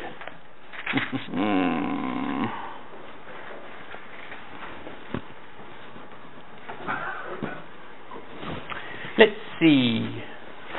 Mr. Rizvi. Acts of the Apostles. You're turning in the right direction, sir. Keep turning. Where are you? John 18. Mm-hmm. Keep going. Acts comes right after John. Excellent, sir. Okay. Now go to chapter 18. So chapter 1, turn to 18. And then just begin reading from the beginning. Oh, man. Mr. Bembo. What's going on? After this, he left Athens and went to Corinth. Okay, Corinth. Yeah.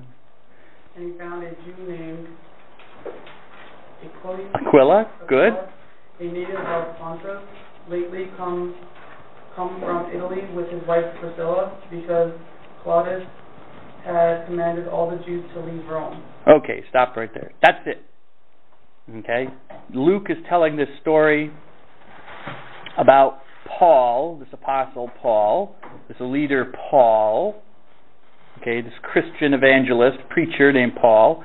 He leaves the city of Athens, and he goes down to Corinth. This is why I always include maps. Okay, if you're in Greece, this is Greece. Athens is down here. Corinth is over here. So he's in the city of Athens. He travels down here to Corinth. Pontus, as you can see over here, the province of Pontus, is over here. Okay? So he bumps into a husband and wife, Aquila and Priscilla. Sometimes Priscilla is also called Prisca, which is another way of, Priscilla is like Little Prisca. It's like a nickname, like you say Joey or Janie, for Joe and Jane, Joseph and Jane. So Prisca, Priscilla, okay? Sometimes Luke puts her in front of Aquila. It's Prisca and Aquila, which is interesting, that the woman's name comes first. It kind of highlights her over her husband. Don't know why Luke does that, but it shows some respect for her. She was respectable for some reason. Anyways, they're a husband and wife missionary team. They're Jews. They're traveling around preaching about Jesus. And they bump into Paul the Apostle in Corinth because they had been expelled from Rome. So you just travel over here to Corinth, which was on the water, because Claudius had kicked the Jews out.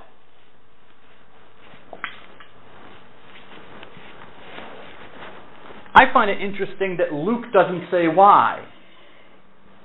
He just says Claudius had ordered all the Jews to leave Rome. Makes no connection to Jesus. But that's the occasion for them bumping into each other. Okay. So we have another reference, a historical reference. Yes, it's in a religious book, but it still has historical facts. It mentions the emperor, whether you believe Prisca and Aquila existed or not, or Paul, is beside the point. Luke says that he bumps into these people because of this event. So Luke knows of this event. Okay, Luke, who's writing Acts like in maybe the 80s, knows. So this event happened, so we can confirm that this event happened. I'd say I'm probably 90% sure that the Christus Suetonius is talking about is Jesus of Nazareth. And you can imagine what the Jews were arguing over. But, there still could be someone who says, nah, I don't accept this. But nevertheless, okay, it gives us some evidence, maybe not directly about Jesus himself, but what was going on in the Christian community. All right? Christians were considered part of Jews. Okay, Suetonius sees this as a Jewish disturbance, a Jewish problem. They're arguing over something. It has nothing to do with me, a Roman, but something's going on, something's bubbling up in the Jewish community to the point that we're having disturbances, whatever those might be, I don't know. I don't want to say riots, but something enough that the Romans got fed up and expelled them.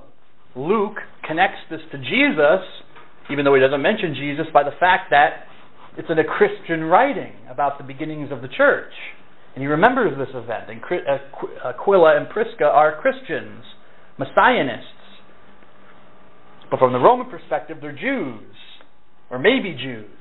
So, kind of Jews. But who cares? Get out. It doesn't matter. Get out. And you can get out for about 10 minutes. Come back in 10 minutes, please. Thank you for your attention. I do appreciate it. I know it's humid in here. Is that locked? Okay.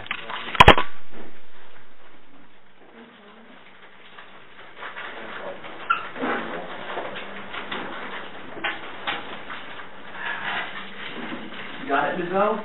Acts 18.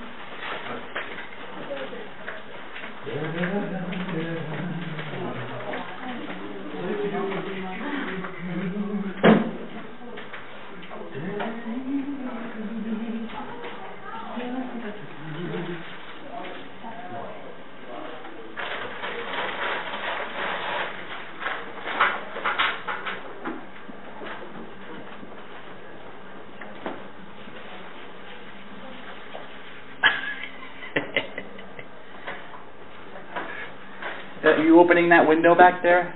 Okay, I'm going to open this. Thank you. Maybe we get a breeze or something. Whew. I don't mind hot, but I hate humidity. A nice warm day with a cool breeze is beautiful, but...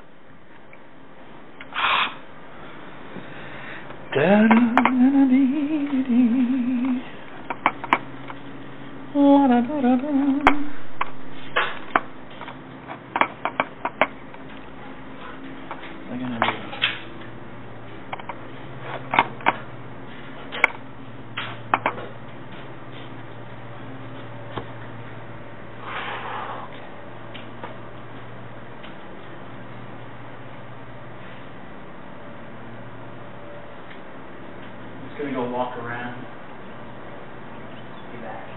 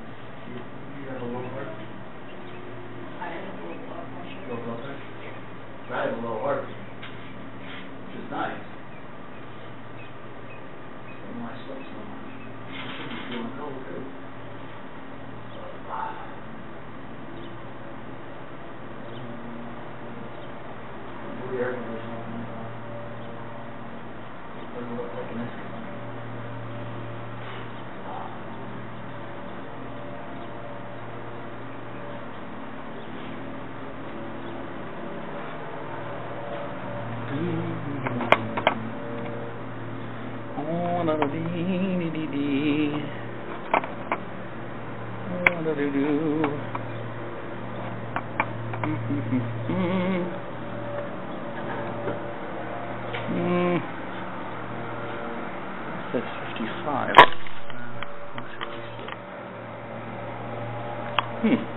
Odd. Well, I know this is a little bit faster, isn't it? No. Oh, it's still recording. Whoops.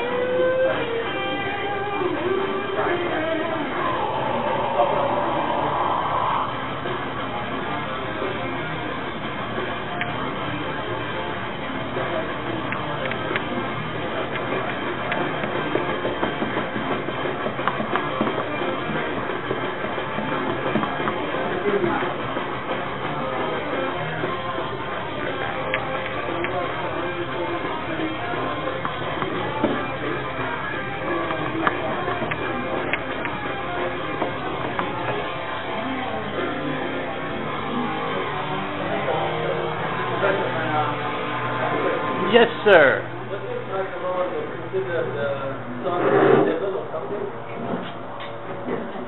Whom are you asking about? I mean, alcohol is something of the devil? No, I'm not like what do you do? I don't know. You don't know what you're saying? What are you asking? I remember hearing like alcohol considered songs of the devil or something.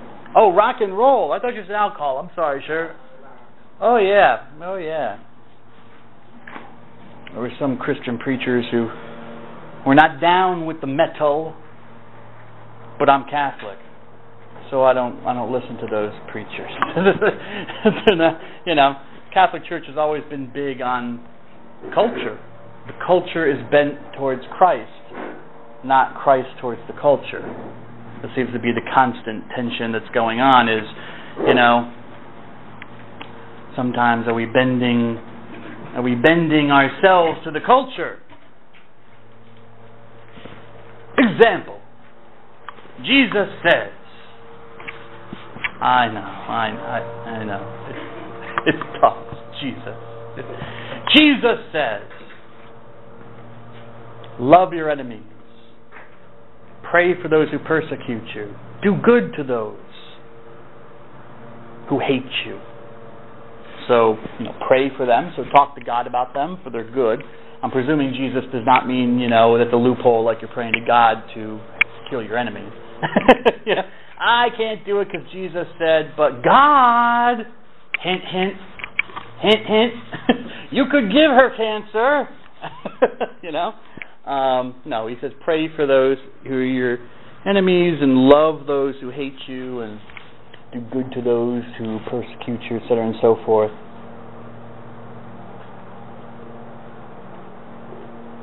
I'd say we all agree about that, right? Jesus. If you're a Christian, that's a pretty basic teaching, isn't it? For Christianity, love of enemies. Not that other religions don't teach love of other people, but love of enemies, certainly. And those who hate you. Jesus doesn't say to shun them, he says to love them. Am I out in left field here? Is this a different Jesus than you've ever heard? No? Maybe because you know I'm setting you up. Right, Ms. 10? No? Got something in my mouth. Oh, what is that? Don't know, don't want to know. It's like when you're eating something, God bless you. You know, you're eating something at a restaurant or something, you feel something crunchy that shouldn't be in the food you're eating. Don't want to know. Don't want to know. September 11th.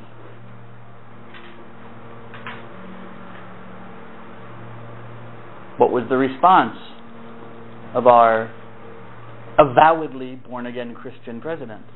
He's George Bush, believe it or not, is a born-again Christian. He's been saved in Jesus Christ. Jesus Christ is his Lord and Savior. He said that. So what did his Lord and Savior tell him to do to those who kill you and hate you and persecute you? Well, what did they just say? What did Jesus tell us to do if you're a Christian? Forgive. Jesus also said that. If your brother wrongs you 7 times in a day and each time comes back and says to you, I'm sorry, you are to forgive him. 7 is the perfect number. It's symbolic. He doesn't literally mean 7 times. So okay, that's once, 2, 3. Well, a lot of times I can't even make it to once, so I'm a sinner. But Jesus means always. Forgive. Which doesn't mean you accept, but it means you forgive. You don't get revenge, even if you might have a right to go after somebody for something they've done to you that was wrong, that they've injured you, harmed you.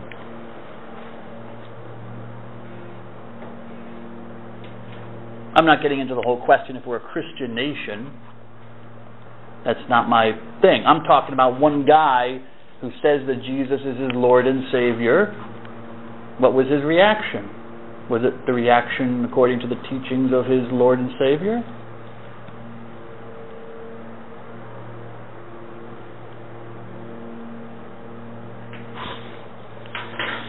We launched a crusade. Huh? We launched a crusade. Maybe. Well, yeah, they did use that word. That was a bad. Yeah, well, but you know, God loved George W. Bush. You know, he was a man. Seemed like a nice guy, but he didn't seem to think sometimes ahead of what he was saying. Like, bring it on. Okay, you know, that works in like an Arnold Schwarzenegger movie, like The Running Man. You know, bring it on. You know, because Arnold Schwarzenegger, you know, in the end, is going to whoop ass. You know it. You know it. But, you know, I don't know. Some people seem to have weapons that can blow our stuff up too, you know. I don't know. But apart from that, we're going to bring them to justice. Okay, bring them to justice. Bring them to justice.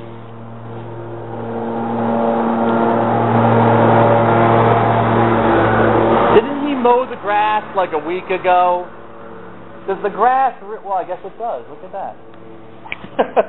Sorry, sir. Good job. Well, let me see. Let me see how much the grass... It hasn't gone down that much. Look at this. Just taking off the little tops. What's up with that? Okay.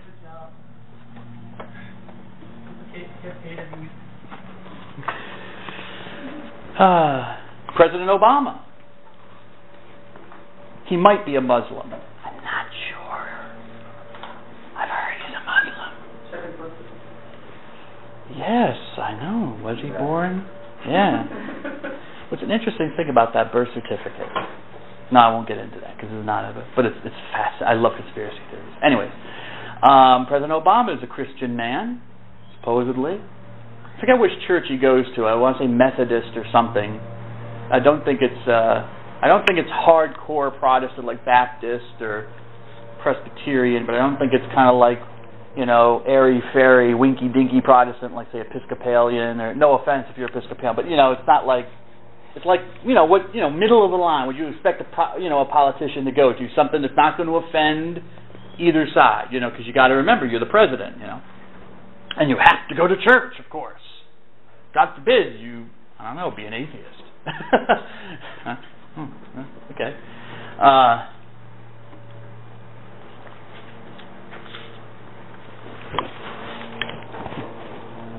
Osama bin Laden, they got him. Found out where he was. And executed him.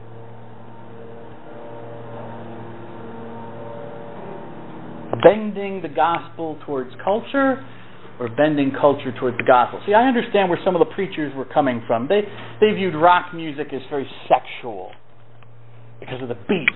I hear one preacher say, it's the beat, you know? I don't know what he's thinking of. It's the beat of what? Someone humping? You know, of sex? But I mean, some people like it slow, some people do it fast. I'm assuming,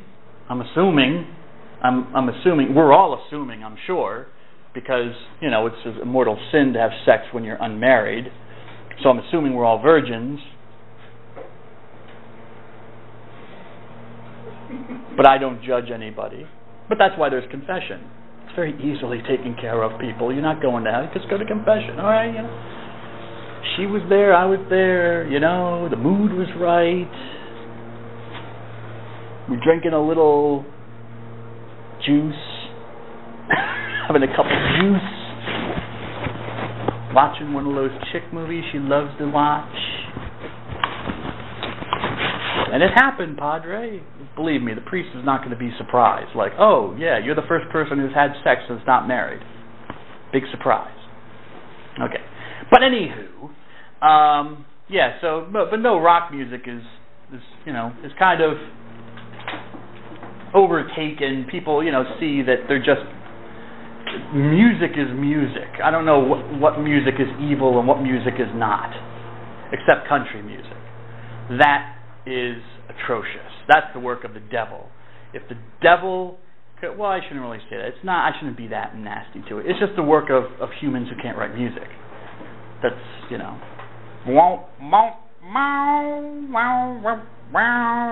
the hell writes music like that?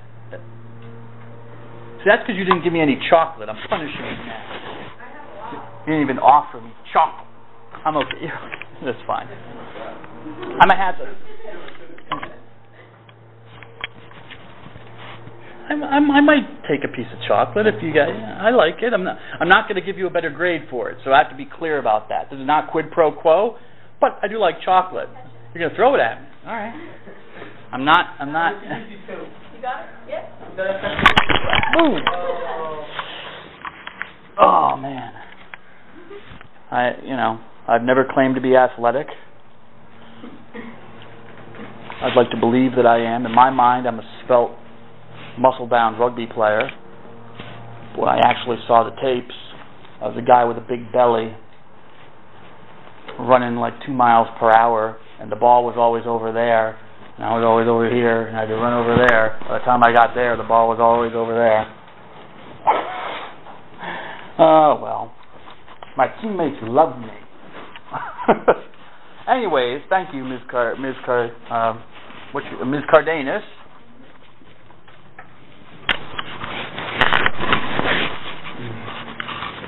So no, the Catholic Church always has been big on culture. It doesn't question whether it's good or bad music. Can it be used to preach the gospel?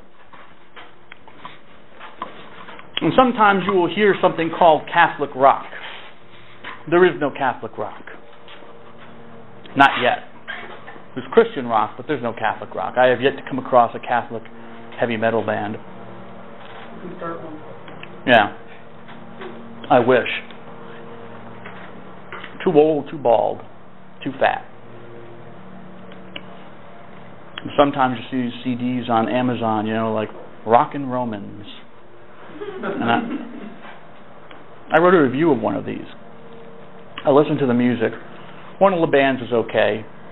One of the other singers, I think was a priest, was all right. I don't know why these priests can't just be priests. Why do they have to be rappers and stuff? Do your job, man. You're a priest. Just do your job. Leave that stuff to us. There are a billion of us. Okay, over a billion. And the rest of it was like or little organ music and computer generated, drums and. Have you heard Rappin' for Jesus? Huh? Rappin' for Jesus? Yeah, I haven't seen that. I have not heard that. Yeah, you gotta use it. It's kind of inappropriate, but not really. I've heard Christian rap and hip hop for Jesus. That's been around since the 80s. There were Christian rappers. That was kind of old. Yeah, it was like from 73. Yeah, but it was like, It was fun. it was real, but they say like this word that's like not appropriate. But And yet they're Christians? Hmm? They're Christians, but they're using a swear word or something? Or I think it's because it's so old that it was probably accepted then. Yeah. I don't know. Probably less so back in the 70s. Amongst the... Well, anyways, moving on. Pontius Pilate. So now we're looking at now we're going from manuscripts to hard evidence. I'll come back to Pontius Pilate, so I'm not going to spend a ton of time on our friend Pontius Pilate, not Pilate, for the love of God, not Pilate. Pontius Pilate.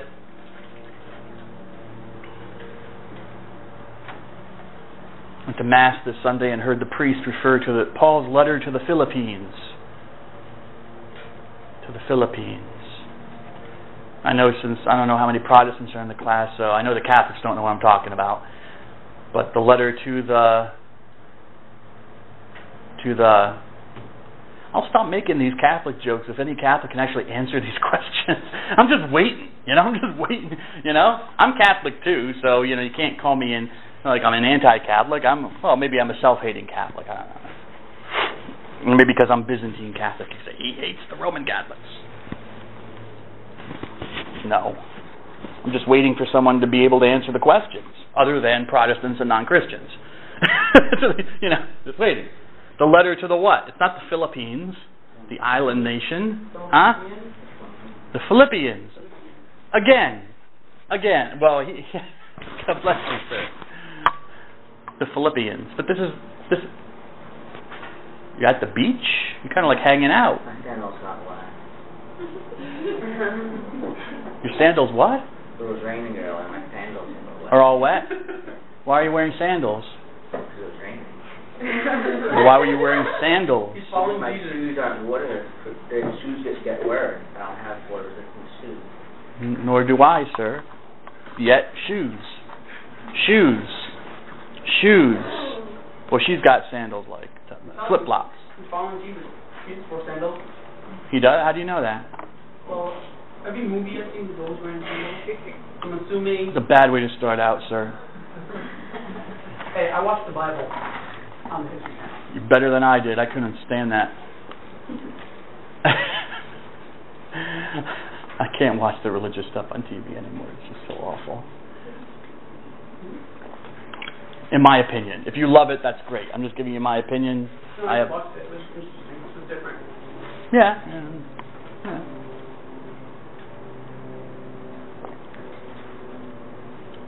Philippians. This is a priest who doesn't know the difference between the Philippians of the city of Philippi in northern Greece, to which Paul wrote a letter, and the island nation of the Philippines. And an old priest. So it's not like he hasn't had time to, take the test. I don't judge him. This is just what I heard. I'm not saying he's a bad man, and he didn't correct himself. So I'm assuming he doesn't know the difference. He didn't say, oh no, the Philippians. I thought maybe I misheard him. Maybe he said Philippians. Maybe he said that. It's still a mispronunciation. Doesn't know how to pronounce the word. But okay, maybe. Is he old? He's an older gentleman. Possible. But I've heard enough to be skeptical. Philippines.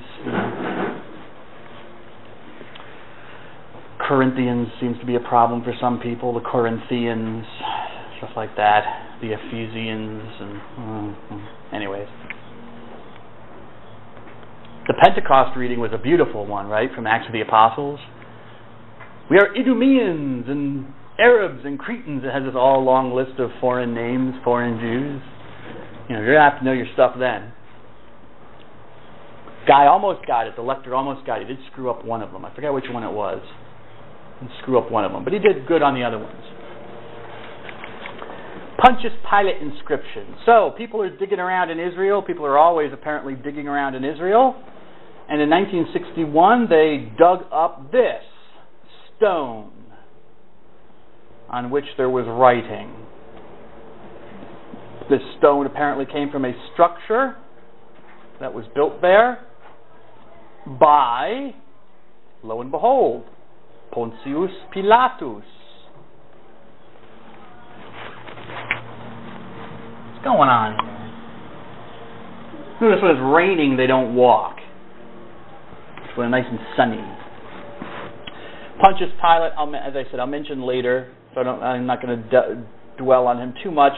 He was prefect of Palestine from 26 to 36 AD, 10 years.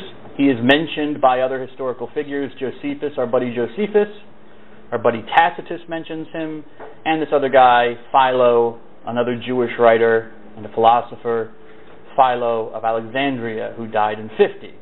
Okay, so, we have historical other people who remember that he lived and where he lived. Two of them are Jews, so they would be especially prone to remember him since that was their area of the world. Notice how late this was found. This stone, here's another picture to show you, this one's been cleaned up. I like this one better because you can see the words better. But this stone, which mentions Pontius Pilate's name, is our first and so far only archaeological hard evidence that he existed. Until then, all you had were books, references in books. You had no hard evidence that he ever existed. This was found in 1961. Archaeology is a slow science. Archaeology is scary because I told you before, I had a friend who's an archaeologist. I don't know if he's practicing anymore. He was doing it for a while. I don't know where he is now. He wants to be a science fiction writer, so God bless him. Hope he does well with that. But I remember him telling me stories about, you go to a site, you excavate the site, and you get tons of stuff, usually pottery.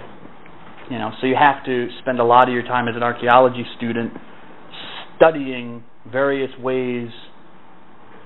forms of broken pottery. Can you believe it? Because if you break something and it goes into big shards, it kind of does it on its own, doesn't it? There's no real rhyme, or you can't really predict what it, but so there are thousands of types of pottery and forms you have to study and be able to identify. And remember, he had all this stuff on his floor of his room at college. It was like all these different pictures of pottery, and had to learn this stuff and the names and be able to tell what type of pottery it was and be able to date the pottery from what type of pottery. And I remember him telling me, archaeologists, you get so much stuff that there's no way one person can categorize it all. I mean, that's usually what the archaeologist does. You spend your day digging, getting in the stuff, the pottery, the other stuff, statuary, whatever, stones, and then you spend, the afternoon and evening, hopefully with graduate students who are helping you, taking each piece and recording it, measuring it, saying what you think it is. Maybe there's some writing on it. Maybe you're doing a quick record of that, just scribbling down what it looks like. And then if something comes along that's really significant, you might put that, categorize it, and then put it aside, so you can quickly write a little article, send it off to a journal, so at least your name's out there as having discovered this, put a nice picture of it, stuff like that. Give your interpretation of what it might be, which could be wrong, and sometimes maybe is wrong because, you're just sending it out quickly. You're not taking time to really sit down with the item. And you throw the stuff in a box and it gets put in the university basement somewhere until such time that the archaeologist wants to write the site report. which includes a catalog with pictures, very expensive to do. Only big universities can do this. With all the pictures of all the significant finds, a catalog of all the other stuff you found. And from what my friend told me, these site reports hardly if ever get written. You're lucky to write one in your lifetime as an archaeologist because you just don't have time. And by the time you go to another site and another site, you've got hundreds of thousands, maybe even millions of bits of stuff. How do you know what's significant? It's not crying out to you, hey, I'm the skull of Jesus of Nazareth. I'm important. Or I'm sorry, Jesus. We'll keep the resurrection thing going. I'm Barabbas, or I'm Judas Iscariot's body and skeleton. You don't. So it's kind of scary in a way. All the information we have is simply there but uncategorized because there's not the manpower to do it. I told him that would be a great job for somebody. If you don't want to be an archaeologist, you don't want to work out in the field, it could be like get a degree in archaeology and then hire yourself out to write site reports. I mean, the material, specialize in a certain area, and you sift through all the junk and say, okay, pottery, what is, and you filter out what's important. And you get some of the credit, maybe not all credit, you find it, but you get some of the credit. That could be a job for somebody. I was just thinking, that's he wasn't going to do that. But, so archaeology moves at a slow pace. Stuff has been found, but we don't probably know what we found yet. So they found, but this kind of cried out at them because you can clearly see his name here, Cius Pilatus. Who else is that? You can see his name carved there on the stone. You're fine. Do do do do do do do do do do do. Do do do do do do.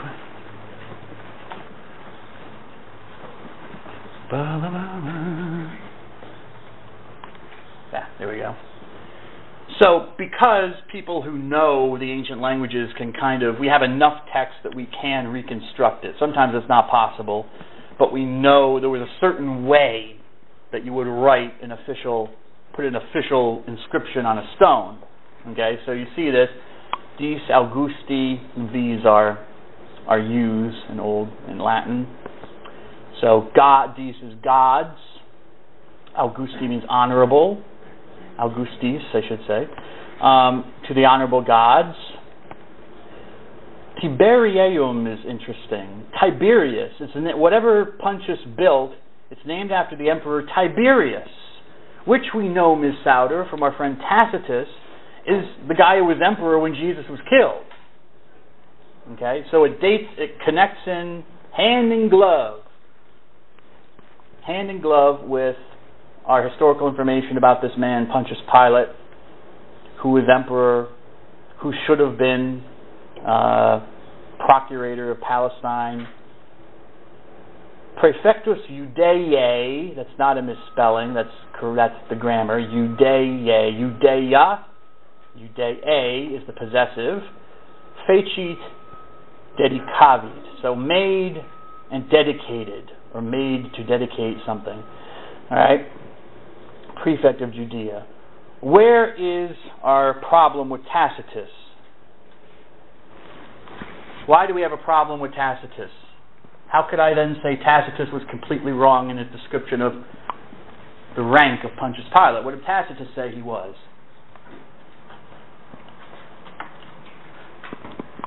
What did Tacitus say about Pontius Pilate? Yes, that's fine. He was a procurator, which is a certain type of Roman official, kind of like a governor, kind of like Governor Christie, kind of like a governor of a state, province. But there was another governor who was a prefect, a praefectus. It's a little bit different. I've tried to track down what the difference was, but I can't tell what the difference was between a procurator and a prefect, to be honest with you. They both seem to be governors of provinces. I don't know. I don't want to say because I don't know. But we can see here the words. And it's not procurator. It's pray, ek. You can make out the T, even though it's kind of wiped up, you can make out the T. Ectus. Judei.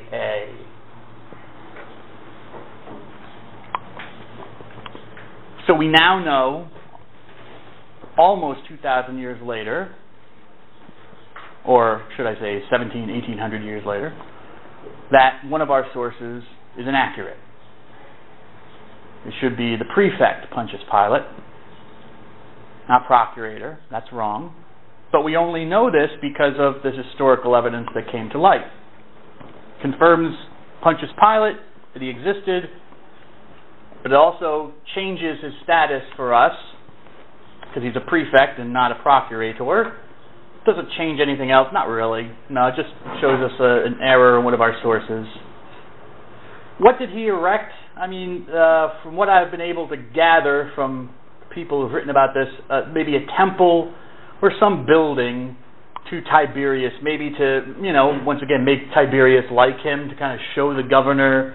It's kind of like, when teams that win championships, like the NBA championship or something, they show up to the White House and they give the president, like a jersey of the team or something, Bill Clinton was out there winning the game for them.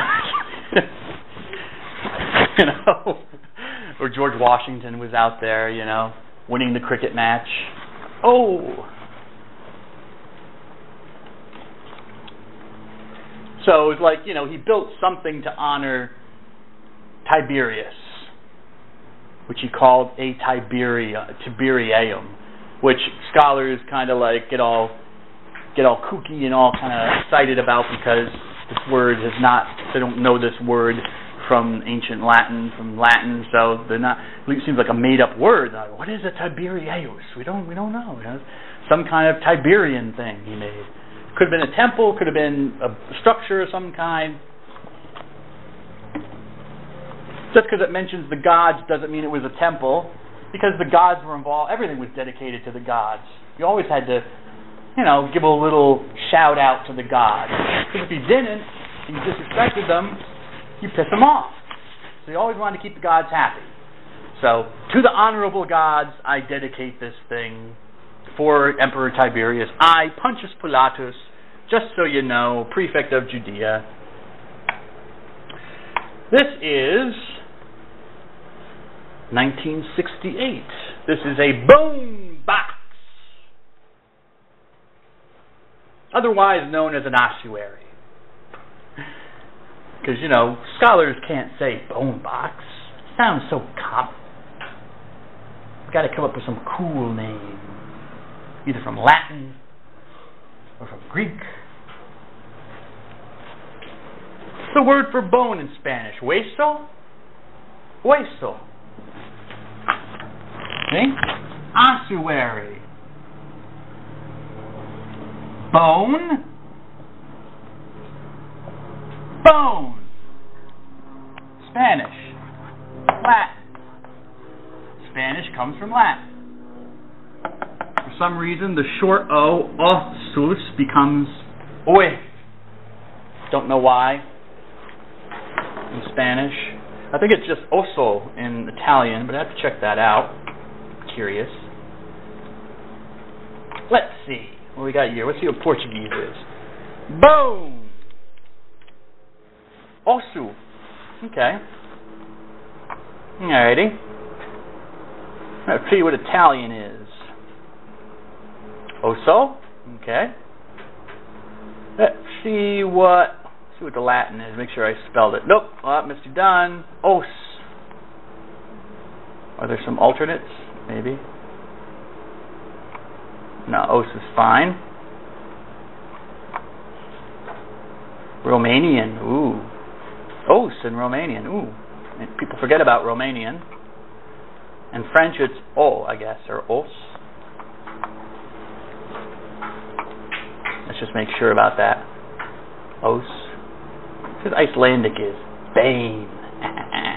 Alright, enough, Mr. Dunn, enough. So an ossuary, a bone box. Jews bury their dead. Jews bury their dead, and after a few years, after the flesh has rotted off, they collect the bones and they put them in boxes. That's what Jews do. So they're constantly recycling their cemeteries. Alright? They don't just let the bodies lie in the cemetery, they collect the bones and put them in an ossuary. Jews have been doing this for a long, long time. How do we know this? Because ossuary of a Jew from Palestine. They collected the guy's bones. His name was Yehochanan, a form of John, a variant of the name John. Yehochanan, son of Hagkol, the box is made out of stone. That could be from any time. But from the writing, which seems to be authentic, which means someone didn't just take an old stone and scratch something on later to make a fake. Okay, you have to make sure the patina is right. You know that want to look for dirt embedded in there from the first century. You can tell that it's the first century. And in this box, they did find a piece of bone from our friend Yehochanan, but not until 1968 did they find him.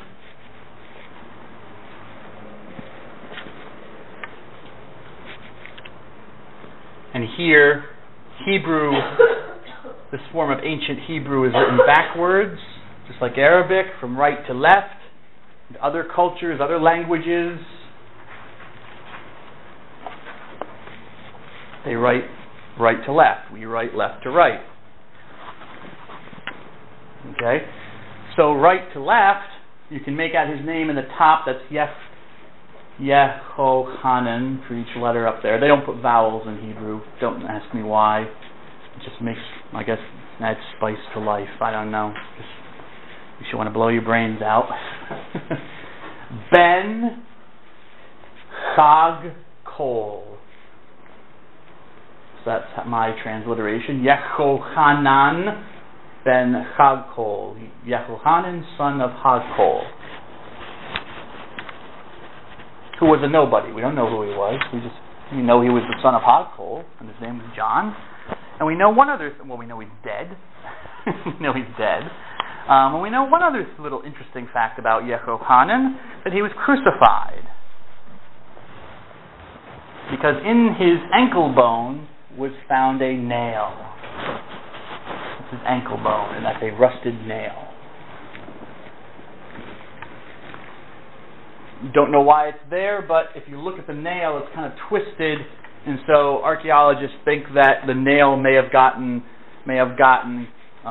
stuck in the wood, and so when they were trying to pull it out, the nail kind of got bent in the wood, and when they were trying to pull it out, they couldn't pull it out, so maybe they just cut off his foot or something, or cut off the ankle. They simply didn't. It's obviously it hasn't been removed because it's there. It's like petrified. So it's part of the bone now, okay?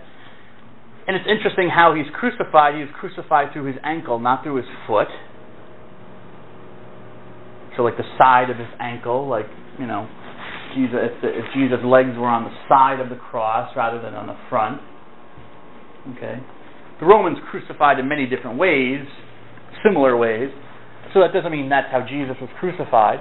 But it's an interesting artifact because it's our first, and as yet, only hard evidence of crucifixion in Palestine. We know from manuscripts that the Romans crucified a lot. It was the punishment for criminals who were not Romans. You could not crucify a Roman. Only non-Romans could be crucified. And yet, this is our only evidence that they actually did it in Palestine. Found in 1968. So that's interesting, I think. So we also know now that the Romans did use nails. So the fact that Jesus was nailed rather than tied, which was another way the Romans could do it. It had the same effect, to still suffocate. Kind of confirms that part of the story of Jesus of Nazareth, that he was nailed to a cross rather than tied. So, what do these things tell us about Jesus? Well, he existed, as far as we can tell. There's nothing to show that he didn't exist. I mean, there were people around at the time who could have very easily said, who is this Jesus? He didn't exist. You got this group of people claiming that Jesus existed. And I'm a Jew from Palestine. I don't remember a Jesus. Look in the records. Pontius Pilate. He's their governor. Look at his records. Did he execute a man named Jesus? Or no, did he not? Romans kept records. Wish we could find them. That'd be fascinating. He was a Jew. Seems to have been of the people of Israel. Had relatives. So if he had relatives, he must have had a family. He was a teacher. So as Josephus says, and a miracle worker. I don't see any reason to disbelieve that. Maybe a miracle worker people would have a problem with. He had followers. Some of his followers believed he was the Christ. He was executed by the Romans. Even the Roman historians admit that. He was executed under Pilate. That's mentioned more than once. Not just by Josephus, but by Tacitus. And he had followers who continued his ministry, his service, his... another word you want to use that's synonymous with ministry. His mission, his calling. It did not die with him. His followers, forget about the resurrection. His followers claimed to be continuing his mission, his act of service to others. But these are the most important things. His followers were saying, doesn't mean you believe this or have to believe this. I believe this, but doesn't mean you have to believe it. It's just that they were claiming, this is an historical fact, they were making claims to the fact that Jesus came back from the dead.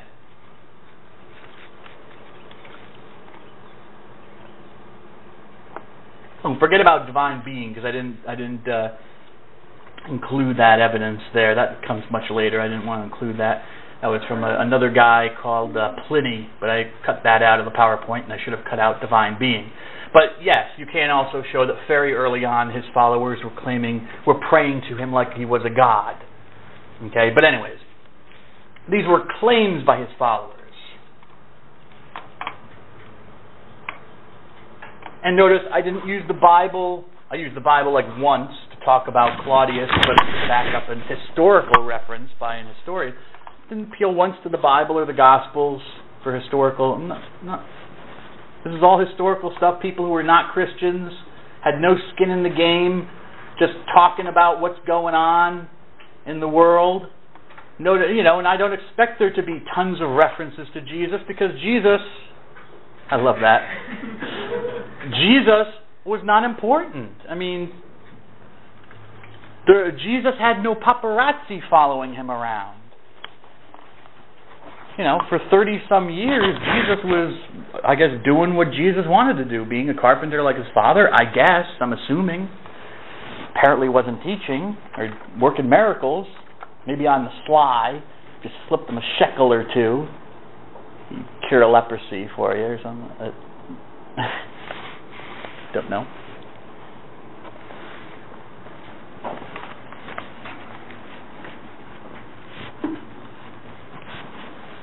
But just because he's popular now, you've got television shows about him, doesn't mean that back then he was anything to anybody.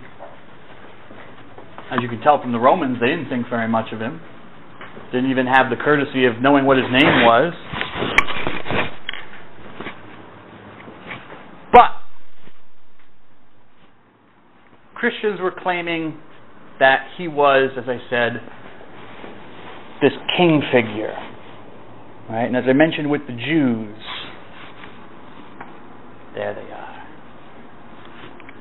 I got to ask them where they get those hats. I don't understand if the hat is the hat necessary, or is it just for fun? Because to me, that looks like that's a chick magnet. You got the kippah, it's called, also a yarmulke, and then that hat. And I don't know what's the deal with the hat, but one of these days I'm going to see one of those Hasidic Jews walking on the street. I'm going to run on down and say, you got to tell me, babe, what's with the hat? You know? That's all hair? Like, no! That's just a hat. It's a fur hat. It's a fur hat. Yeah, it's a fur hat. Not required. These people, like Orthodox and Hasidic Jews kind of dress the same way, although they're not necessarily the same type of group. But, they're kind of like the Jewish version of the Amish.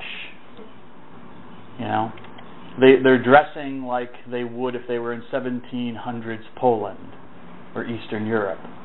You know? The way they dress. And the black suits and no ties, but the white shirts and the black vest. And they wear the prayer shawl underneath.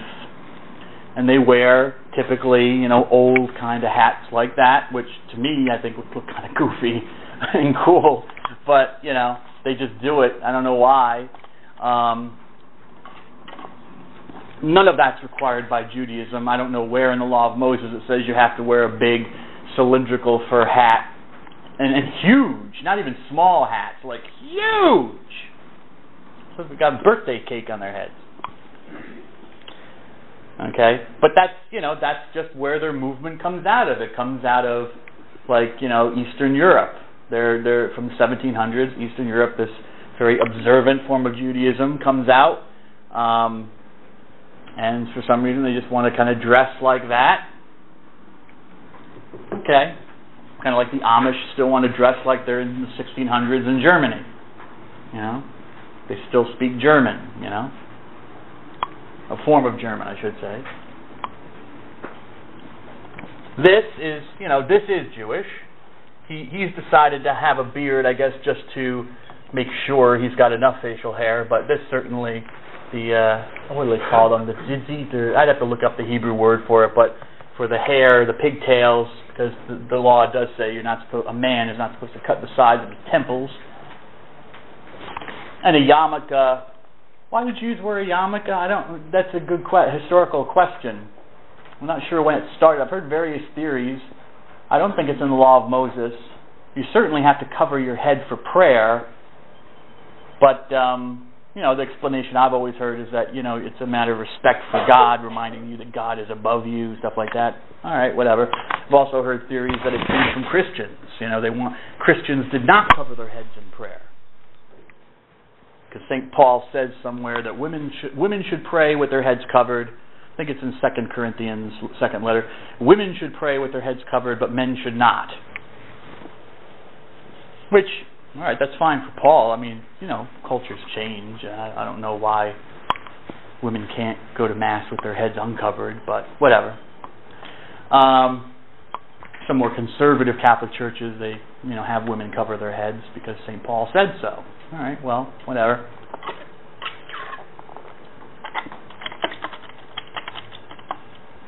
So some claim it's a medieval reaction in medieval Judaism against Christians. Christians did not cover their heads, but so Jews say, well, I'm going to cover my head. And then we'll give it a theological interpretation. That happens in religions. Reactions against. Sit down a little bit. Ugh. My feet hurt. I wonder why. Oh, Mr. Lembo. Ugh.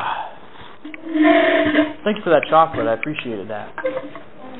That was a nice little treat. No, I'm fine, thank you. Nice little treat.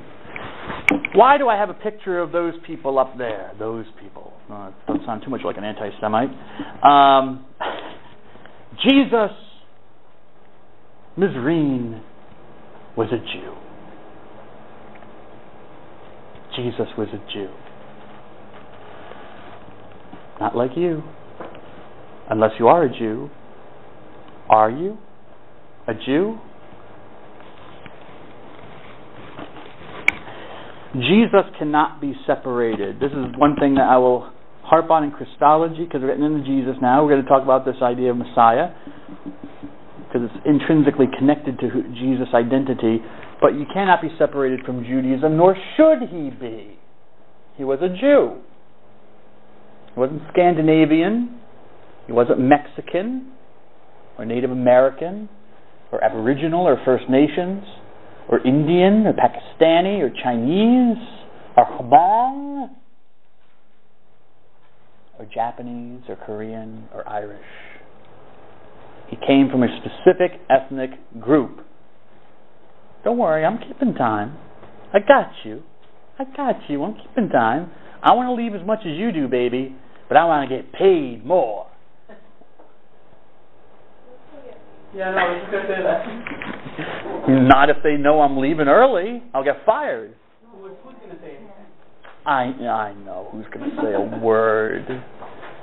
I'm hoping one of you would. I hope one of you will be truthful enough to say, damn it, I'm paying my money for this. I want an education. And you would rat me out. I rat me out, but I don't, whatever. I deserve it. No? You don't think so? If I just shortchanged you and didn't teach you anything, you just said, okay, class dismissed. Yeah. No. Well, that's not the case, is it? Well, it's not going to be the case.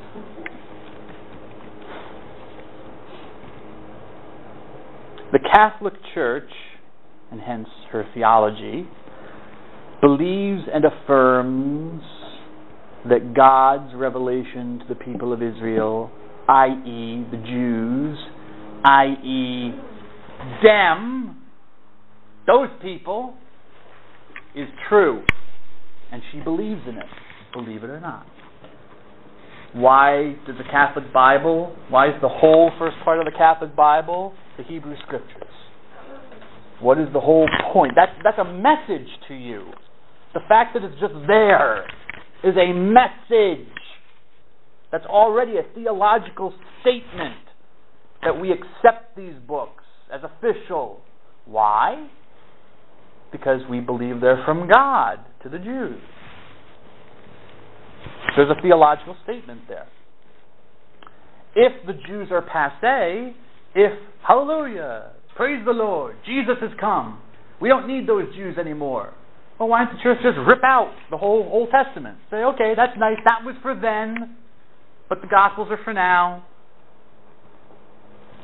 We'll just have our New Testament, thank you, and you Jews, you can read those old books, but they're passé, they're obsolete. The Catholic Church doesn't say that. It's in the Bible. Those books are in the Bible still. In fact, the New Testament is like a supplement to those books. Do Christians focus more on the New Testament or just both? Focus on Jesus, the Gospels. Jesus, you're getting a little bit ahead of me there, sir, but that's an excellent question. Jesus is the prism. He is the glass, if you will, the magnifying glass through which we look at the Jewish Scriptures. Okay, modern day Jews are going to look at the Old Testament differently, from the perspective of their belief that they do believe a Messiah is coming in the future, but not Jesus. So that's how they're going to read it, okay? But Christians were not reading it that way. Christians were reading the Old Testament, which was all they had in the beginning. All they had was Hebrew Scriptures. They were reading them in light of Jesus of Nazareth, what he taught, what he claimed to be. Okay? So, the Catholic Church presumes the truth of the Jewish revelation, that God truly revealed himself to the people of Israel. This was a question in the early church. This is why I mention it, because in the early church, there was a guy named Marcion. This happened very early in the church. I forget Marcion's dates. I know he was like in the 100s. The 100s or 200s.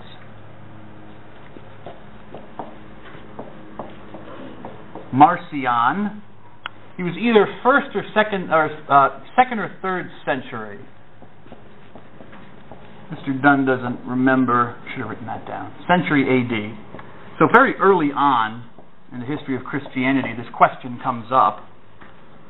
So first and second century is just another way of saying the 100s to the 200s.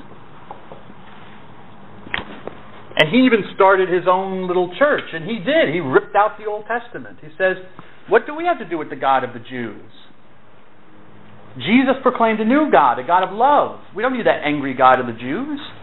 That's old, that's obsolete. Jesus, said we're pouring new wine, fresh wine into fresh wineskins. So throw away the old wineskins. So he threw away everything that was Jewish, the Old Testament. Even in the New Testament, some of the Gospels were still a little too Jewy for him. The Gospel of Matthew and Mark portrayed, Jesus too much as a Jew, which was just honest because he was a Jew. And so get rid of them. He just kept the Gospel of Luke. Edited, though, because even Luke was a little bit too, open about Jesus. Judaism. Stay in the closet. Don't come out of the closet, Jewish Jesus. And so he highly edited the Gospel of Luke to take out any Jewishness. And the same thing with other New Testament writings. And the church had to react against this because no one had thought about this. They just took it for granted. God revealed himself to the Jews, promised them to send a Messiah, a Christ. That Messiah came. If you take away the Jews, where's the foundation for Jesus? Where's the foundation for the church's claim that he's the Messiah? Based on nothing. And you also had sacred tradition. You had the example of the apostles who were Jews and read the Jewish scriptures, which was their example was passed on to the church. So the church said, no, we have the example of the apostles. We have theological reasons why we accept these writings.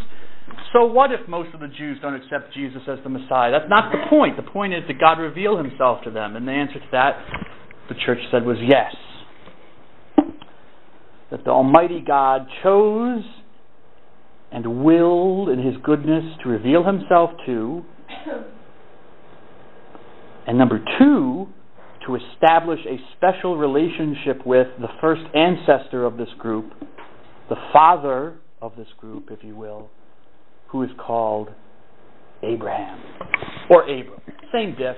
There's not much of a difference between the name. But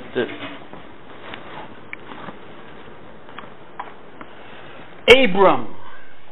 If you're curious about his story, I give you the main chapters in the book of Genesis. He's in the first book of the Bible, chapters 12, 13, 15, 17. Kind of gives you an idea of his importance. But anyways, Abram was not a Jew. Okay? He was just a dude. Okay? A dude with a God. What's that show?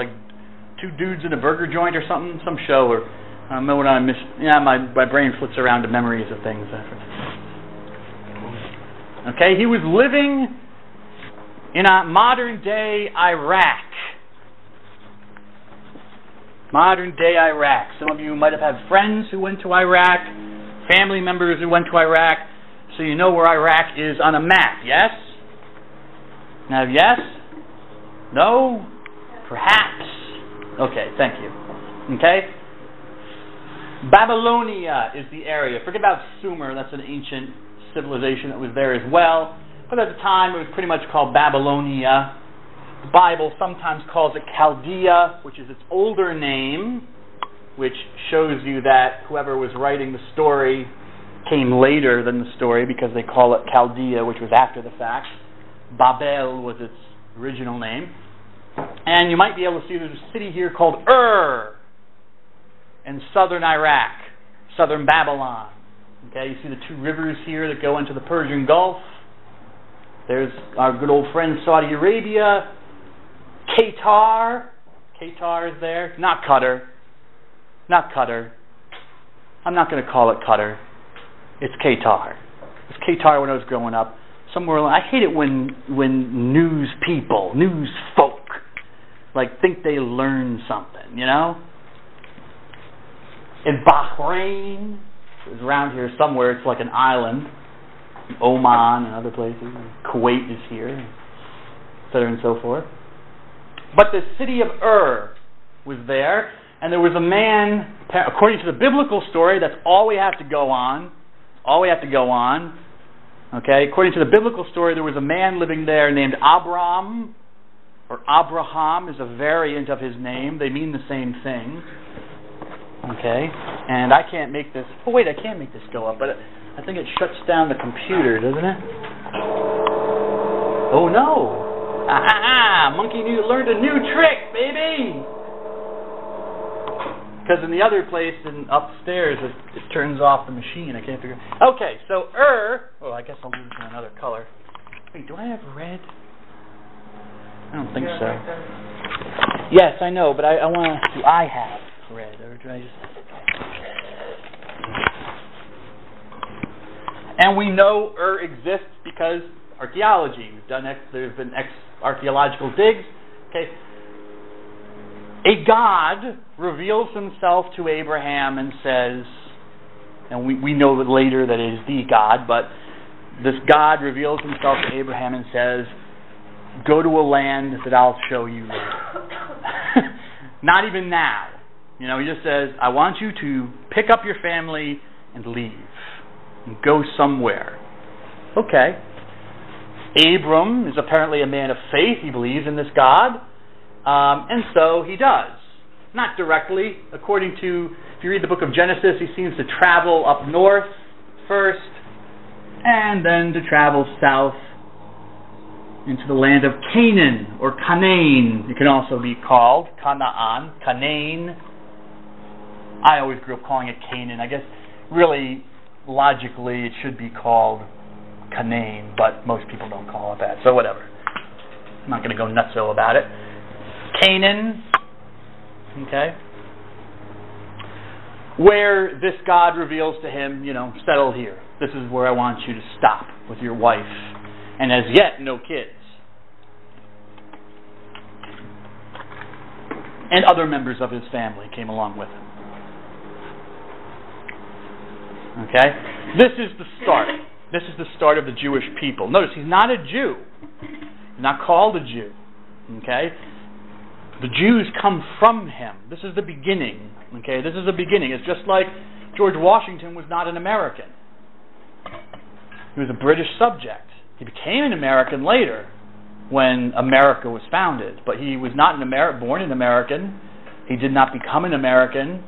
Okay? Well, I shouldn't say that. He was living here, but he was living here as a British subject, a Brit. Okay? And then later he became the United States of America, became an American. Okay? Same thing with Abraham. He's just a dude from this area, this city. Okay? And his God tells him to move. And so he does. And I got you. Hold on one second. I'm collapsing a lot of the story because this is not an Old Testament class. If you want to, I'm going to be teaching Old Testament right after this, baby! Right after this, like the day after. I'm going to lose my mind. But it's all good because it's the Bible, Ms. Pungrats. So if you want to sign up for Old Testament with me, we'll have a lot of fun. I hope. I know she won't be there, but maybe some of you will be there. She's like, how many more classes do we got with this lunatic? Okay. Anyway, so I had to collapse a lot of the story, but trust me on this, okay? I'm giving you the correct story. I just have to collapse it, all right? Abram does eventually have children, and it's from his progeny, his children, that we get the people of Israel, the Jews. Okay, that's where the name eventually comes from. First of all, Israelites, the sons and daughters of Israel. Notice they're not called the sons and daughters of Abraham.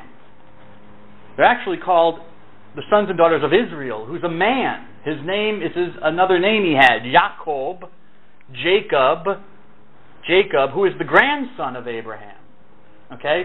Jacob is the one that really gets the ball rolling by having 12 sons and one daughter, and these 12 sons become the 12 tribes, clans, families of Israel. I mean, when they say Israel, they're not talking about a country or a nation. They're talking about a man, a real man. And physically, through his wives, is there a bee in here? Through his wives, Rachel and Leah, woo! That was for the happy wedding night, Mr. West. The kind of wedding nights you make videos of, Mr. Balka. No. He was married to one first and married the other, so not at the same. Well, yes, at the same time eventually, but married one first, then the other, while the other was still alive.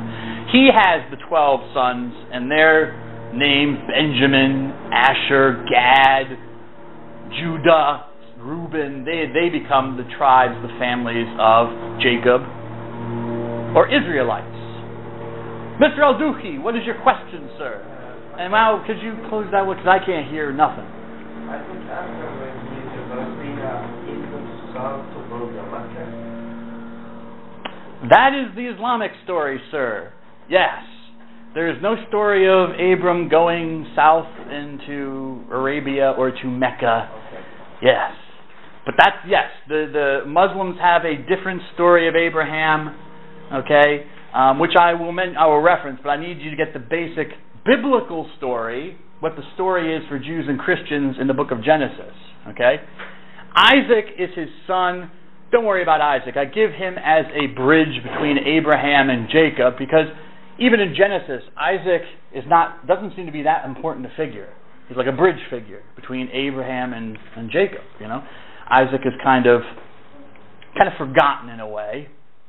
But anyways, yes, so here we go with him. He is the ancestor, the patriarch, the father, leader, the male head of a family of the Jews.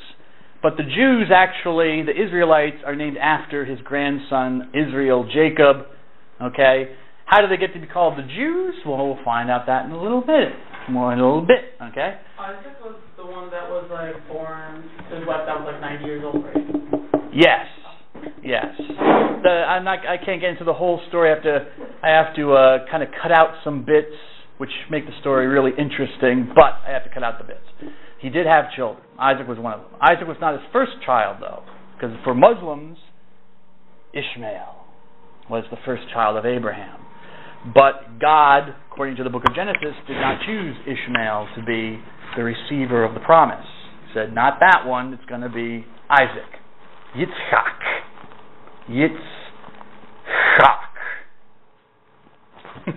If you want to name your kid.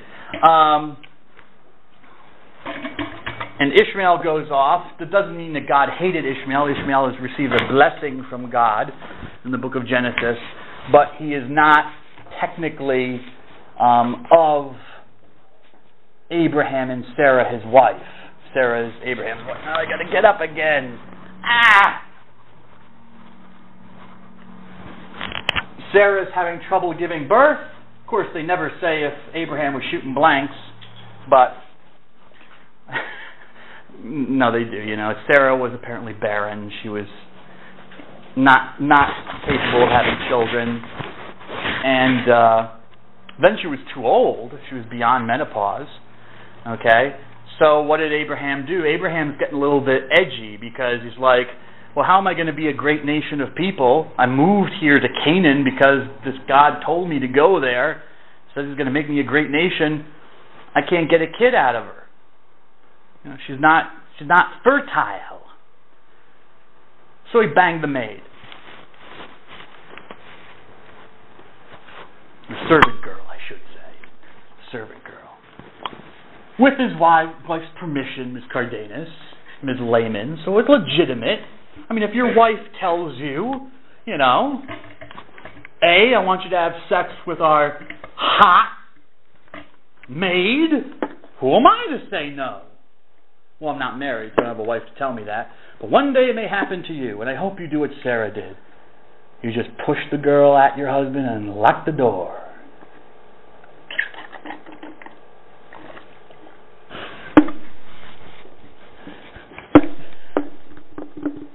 I'm kidding. I'm not telling you to do that, but that's what happened. Sarah says, you know what? I can't have a kid. Take the maidservant, and I'll adopt whatever kid she gives birth to. All right? Which was okay in the ancient world. You could do that. That was legal. But it's not what God wanted. That's not what God wanted.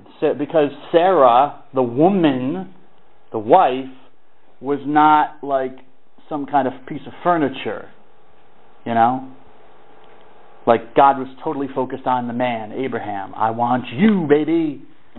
Oh yeah, you want to bring her along? All right. She doesn't eat very much, does she? You know, look, she's a piece of furniture or something. She's chattel. She's brought along for the story. Oh yeah, Sarah, the wife of Abraham. No. She is prominent. So, yes, even though Abraham takes a slave girl and has a child with her because he's getting a little bit worried because, you know, he's getting old, she's getting old, no child yet, God says, okay, I bless Ishmael, because Ishmael was from Abraham, but that's not happening. Sarah's part of the deal. She's your wife, man. She's your woman, man.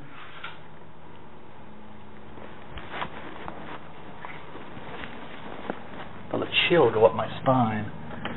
Ooh. I don't want to get on your bad side, Ms. Martinez. You might poison my coffee.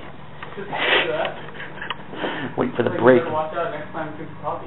I know. Well, luckily I drank it all down, so she can't do it now. But I'll be watching next class. I'm going to keep a good eye. I'll keep my coffee over here, so you're not Ms. Martinez, you know. Now, for those of you who are Muslim, you'll notice that there are several differences in the Muslim story. Because for the Muslim story, you know, Abraham was a Hanif. He was a believer in the one God, always. He always knew Allah. He always knew God, the one God. And, of course, his first son, Ishmael, goes down apparently to Mecca, and also where there's a well of water. But also, as Mr. Al-Duhi said, Abraham goes down there. The only place we know that Abraham goes is Egypt. It says that he went. There was a famine. There was a drought in Canaan. So he flees to Egypt, where there's food, but later comes back. Okay? Whether he was in this area, don't know. Okay, but we know he was here and here, according to the Bible. Okay? The Bible does not represent him that way. The book of Genesis, God reveals himself to Abraham, but Abraham seems to have other household gods.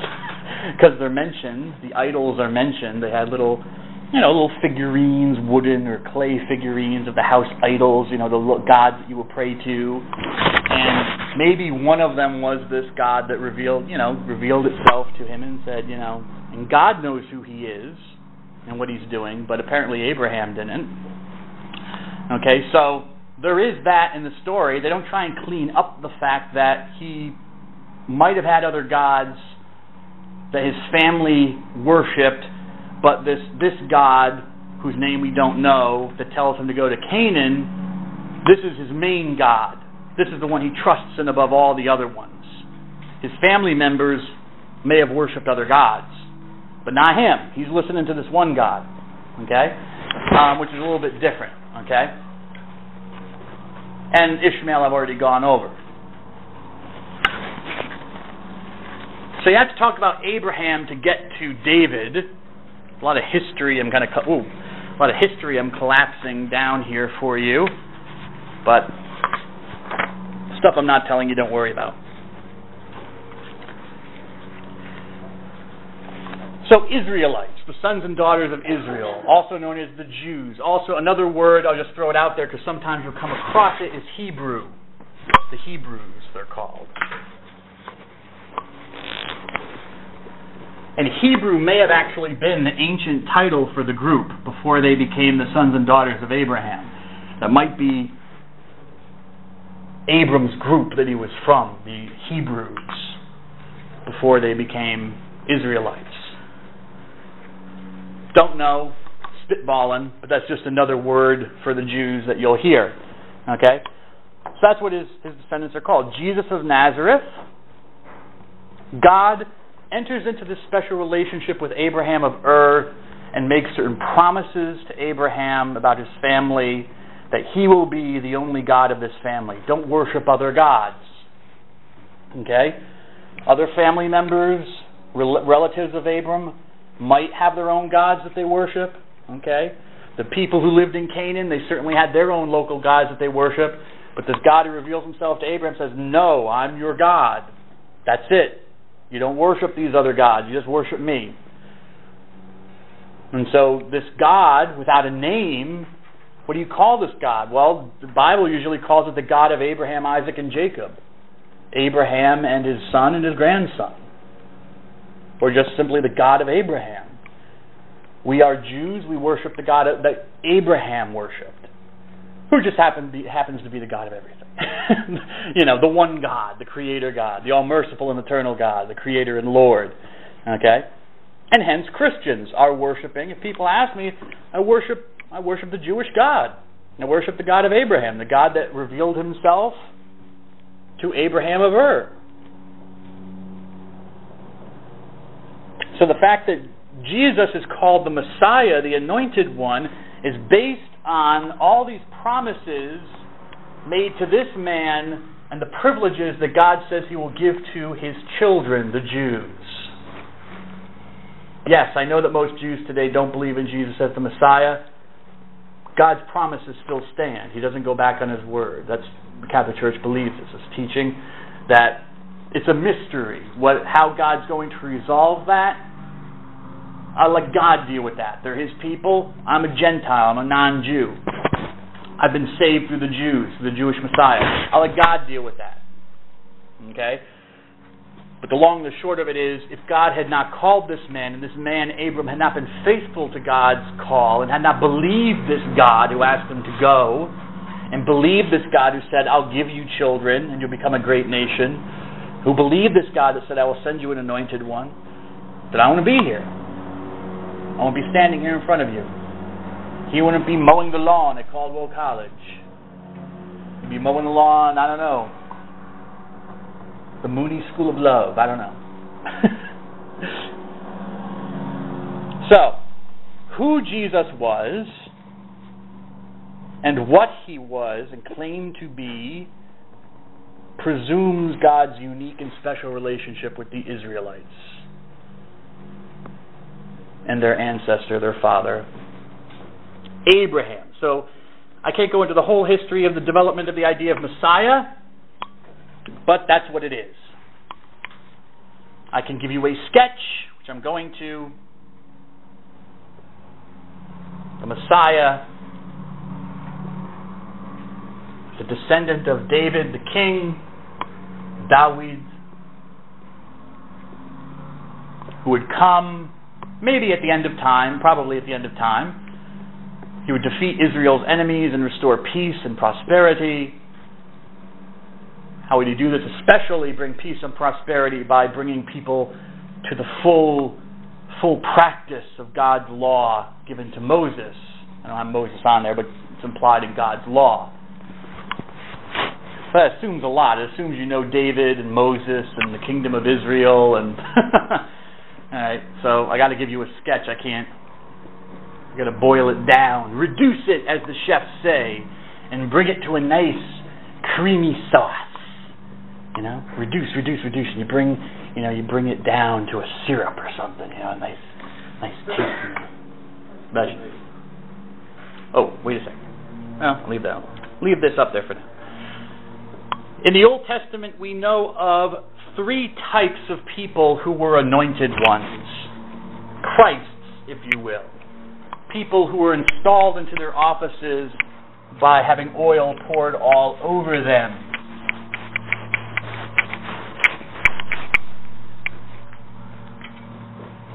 First, well, I could start with any of them, but I'll start with the king first. The king, the ruler. The king of the Jews, of the Israelites. He was installed with oil. He was anointed, okay, having oil poured over his head and down his garments. Okay, it was a sign that, like God's Spirit, his breath, was coming down upon the king and covering him. Okay, and so the king would be called Christ. The king would be called a Mashiach, an anointed one. The Lord's anointed. And when you read the Old Testament, the Jewish scriptures, most of the time it uses the word Mashiach or anointed one. It doesn't use it in the sense of the Messiah. It uses it in the sense of the king who is anointed, the anointed king. Uses it as an adjective. The king who has been christened in a way. Had oil poured on him. Another person who they used oil for was a priest. But when I showed you the consecration of a bishop, Mr. Bolke, remember? What did they do to the head of the guy they were ordaining a bishop? Yeah. The bishop, the ordaining bishop was sitting there. He took part of the ceremony. He took a little jug of oil, poured it on him, kind of smeared it on his head. Very biblical symbol. I mean, you don't have to, as I said, you don't have to reinvent the wheel. I mean, it's a symbol from the Bible of anointing. Okay, priests were anointed. The high priest of Judaism, when they instituted their sacrifices and worship, sacrificing animals and offering their crops. Okay, they had or created a process by which someone was ordained a priest, and part of that was dressing him up in the garb and then pouring oil all over him. So priests were Christs too. They were anointed. They were anointed ones. Still, most of the time they're referring to the king, the anointed one, not to the priest in the Old Testament. The king is a major figure. And then finally, anyone want to take a guess about the third one? Take a guess about the third one. King, priest. Take a guess. What comes into your mind?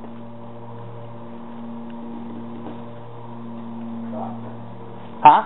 Prophet. Excellent, sir. Prophet. You could have just shouted out garbage man. You would have been wrong, but at least you said something. Prophet. Excellent, Mr. Donaleski. Prophet.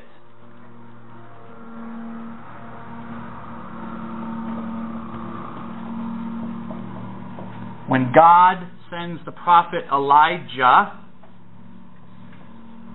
to install the prophet Elisha, which basically these words mean the same thing, I think. Yeah, they mean the same thing. But anyways, I've heard people say Elisha, in order to distinguish it from Elijah. I always grew up saying Elisha, so I just say Elisha. But, if you want to say Elisha, that's fine. Anyways, Elijah goes to this young man, is sent by God to go to this young man Elisha and to install him as his successor as prophet. Elijah's the prophet. And how does he do that? God tells him to, well, he doesn't tell him to. Elijah does it. He pours oil over the head of Elisha, symbolizing, once again, God's power and spirit flowing through him as a prophet, a seer for God,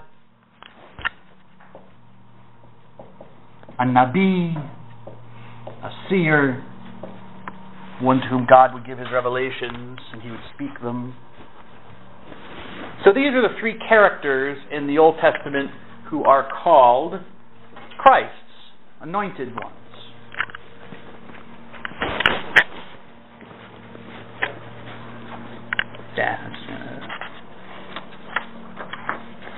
However, we eventually get, well, let's skip over that, I'll come back to it. We eventually come to this man called David, one of the kings of the Jews, the kings of the Israelites. Someone wants to look at 2 Samuel 7, get it in your Bible now.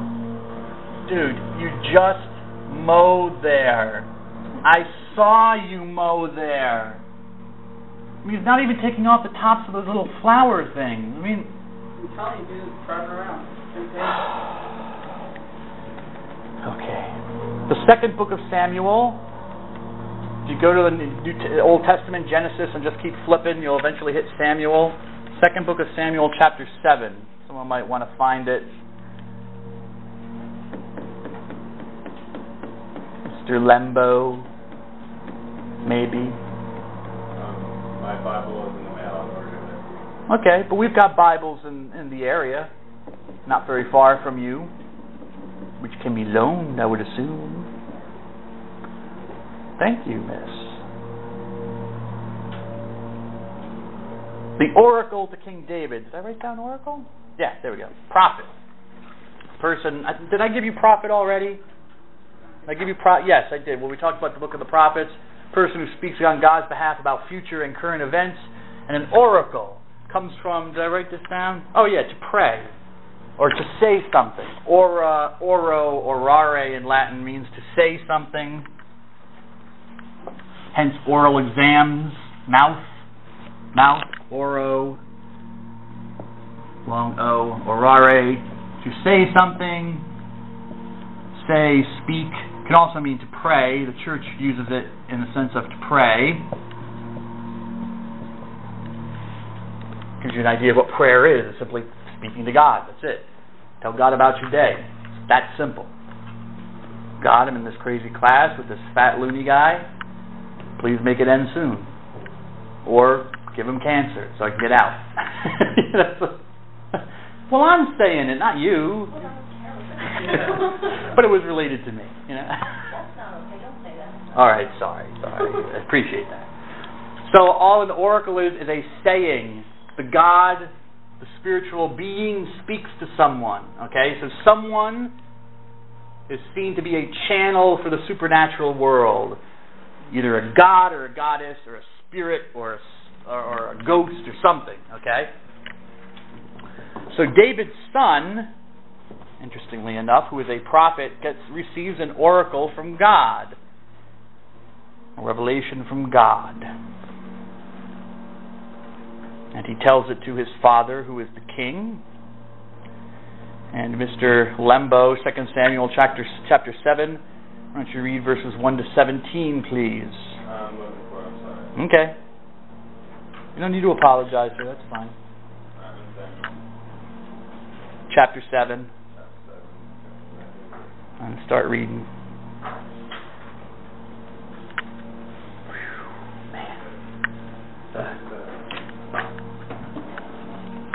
It's on the PowerPoint too, in case you.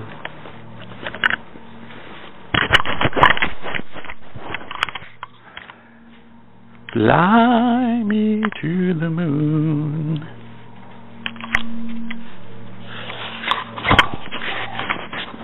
Boiling.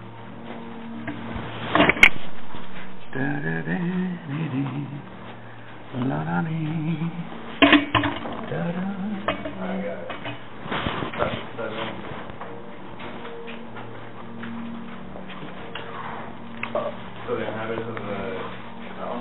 Huh? Does it start with so the inhabitants? I don't think so. Are you sure you're not in 1 Samuel? Or 2 Kings? Where are you? Samuel chapter 7. Okay.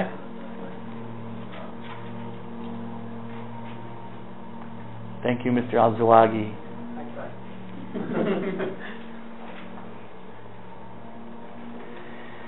I know. Not.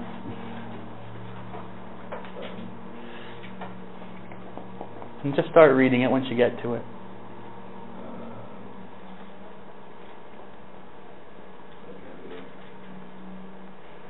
When King David? No? Yes. Okay. When King David was settled in his place, and the Lord had given him rest for his enemies on every side. From his enemies. Yeah, from his enemies on every side. He said to Nathan the prophet, "Here I am living in a house of cedar, while the ark of God dwells in a tent." Nathan answered the king, "Go do whatever you have in mind, for the Lord is with you." But that night the Lord spoke to Nathan and said, "Go tell my servant David, thus says the Lord, should you build me a house to dwell in? I have not dwelt in a house from the day on which I led the Israelites out of Egypt to the present, but I have been thrown out in a tent under cloth. In all my wanderings everywhere along the Israelites, did I ever utter a word to any one of the judges, where I charged to tempt my people Israel to ask, why have you not built me a house of cedar? Don't. Now then, speak thus to my servant David. Okay, listen up. The Lord of hosts has this to say, it was I who took you from the pasture and from the care of the flock to be commander of my people Israel. I have been with you wherever you want, and I have destroyed all of your enemies before you. And I will make you famous like the great ones of the earth. I will fix a place for my people Israel, I will plant them so that they may dwell in their place without further disturbance. Neither shall the wicked refuse to afflict them as they did of old. Since the time I first appointed judges of my people Israel, I will give you rest from all your enemies. The Lord also reveals you that He will establish a house for you, and when your time comes and you rest with your ancestors, I will raise up your heir after you, sprung from your loins, and I will make his kingdom firm. It is he who shall build a house for my name, and I will make his royal throne firm forever. I will be a father to him, and he shall be a son to me. And if he does wrong, I will correct him with the rod of men and with human... The rod of men? Rod of iron. Did you say iron? The rod of men. Men, M-E-N? Yes, I will correct him with the rod of men. Alright, I'm wrong. And with human chastisements, go ahead. But I will not withdraw my favor from him as I withdrew it from his predecessor Saul, who I removed from my presence. Your house and your kingdom shall endure forever before me. Your throne shall stand firm forever. Nathan reported all these words and his entire vision to David. Okay, good. Sorry, it took me a long time. What? Please, sir, don't worry. I'm not going to get mad. What, I'm supposed to get angry or something? Please. Well, thank you, sir. I appreciate that. Very nice, man. Yes, so you see from the PowerPoint there are 3 places where this oracle is recorded. 2 Samuel, which Mr. Lumbo just read. Psalm 89 in the book of Psalms. 1 Chronicles, chapter 17, first book of Chronicles. 1 Chronicles you will find is, 1st and 2nd Chronicles actually is kind of a repeat, a retelling of the books of Samuel and then the books of Kings. So from 1 Samuel to 2 Kings, someone came along later, they call him the chronicler, because we don't know who he was, it was just one person, and apparently wrote a shorter history and tells a lot of the same information, sometimes in the same words, sometimes not, about King David. Okay, the focus is on David in Chronicles, and this oracle is repeated pretty much the same in Chronicles. Psalm 89 is different though. It's the same promises, but in more poetic form, and scholars kind of go back and forth about which they think is the original one, 2 Samuel or Psalm 89. And there's some scholars that are, I think have some pretty strong arguments for Psalm 89 being probably the original form of the oracle that Nathan said he was given from God about David. So what's the story here? Well, David, as you see from the date around 1000 BC, he was a ruler of this small kingdom of Israel. Notice that Israel's name has changed from the name of a man to just like a name, Israel. You notice that in the oracle more than once. Even God says to Nathan, he uses Israel like the name of the people, of the nation, rather than the name of Jacob. Okay, just like Christians call Jesus Christ. They use the title to refer to Jesus. Okay, he ruled over what was called, what people call the United, historians of the Bible call the United Kingdom. The United Kingdom. Okay, which is kind of like the United States. You can't infer the Civil War from the United States, or you can't infer disunity from the United States. But, maybe you can, because it will eventually become a disunited kingdom. Hence, it ends 1020 to 922 BC. Okay, notice the countdown. BC, you count down. You're counting down towards the birth of Christ.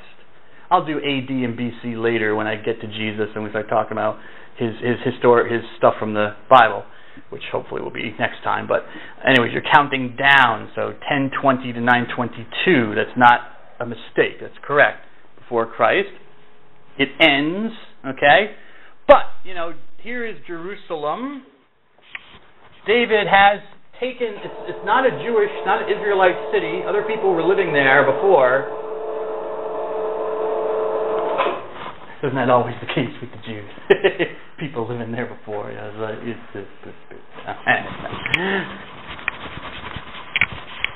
but there were locals living there in Jerusalem before they got there. Here's Jerusalem. And David conquers the city and wants to make it his capital of his kingdom. But he's bummed. Because he feels bad. He feels, I don't know, he feels blameworthy. Well, he feels bad, I guess I'll just say. Because here he is living in his beautiful castle, his mansion, his house of cedar wood with his granite countertops and stainless steel appliances and hardwood floors, or maybe bamboo if you like renewable, maybe. In his master suite with a bathroom, bath and shower. And the Lord is in this little box, the Ark of the Covenant, somewhere in a tent. And so he feels a little bit guilty that he's living in a luxurious life as the ruler of the Israelites, but God is in this box, the Ark of the Covenant. And so, David's like, you know what? I'm going to build a house for the Lord. It's not right. If I have a house, darn it, the Lord should have a house too. And so he tells this to his son, who is a prophet, and his son says, well, the Lord is with you, go and do what you want. But then God intervenes. God comes in a dream, or at night, I guess in a dream when he was asleep, and reveals to Nathan, says, Nathan, this is what I want. And I love the Jewish God, because he says what he doesn't want, and then he does it, Or he says, well, you'll see in a moment. He says, I don't want a house. When have I ever told you I wanted a house? And all the times that I've been with you people, I've dwelt in a tent. I haven't dwelt in a house of cedar wood or of stone or anything, or mud. And so I don't want a house. And in fact, David, I'm going to reverse it on you. I will build you a house. And this time, God's speaking metaphorically. He's not saying because David already had a house. He was living in it already. That's why he felt guilty. Because the Lord didn't have a place of worship, a temple, a house. So I'm going to build you a house, meaning his family house, the house of David. Okay, his family. Because that's how God speaks. He starts talking about his family. Your sons will reign on the throne, and your house will last forever, not to be displaced. I'll defeat all your enemies for you. And even if one of your sons should rebel against me, be sinful or whatever, I still will not take away my promise from him. I'll beat him with a rod and punish him, but I will never take away my protection of your kingdom, of your house. And by the way, even though all that stuff I told you about, I didn't want a house, I didn't want a temple and all that stuff, forget about that. One of your sons will build me a house. I love the Jewish God. He can never make up his mind, He's such a cool guy. He's like, yes, I want it. No, I don't want it. Don't build it for me. Your son will build it for me. Lord, make up your mind. No? Well, I guess I see humor in the Bible where apparently there is no humor, but I find it hilarious. Because the God is just like, just what I told you a few lines ago. Yelled and screamed at you, I don't want a house. But your son will build me a damn good temple, David. Anyways, so David's not going to be the one to build the house for the Lord. Now the Lord's speaking literally, a house of worship. It will be one of his sons. Okay? So God binds himself to David the king.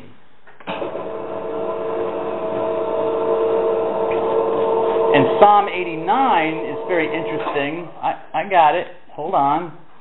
Well, no, actually, God binds himself to David the king, period. See you on Wednesday.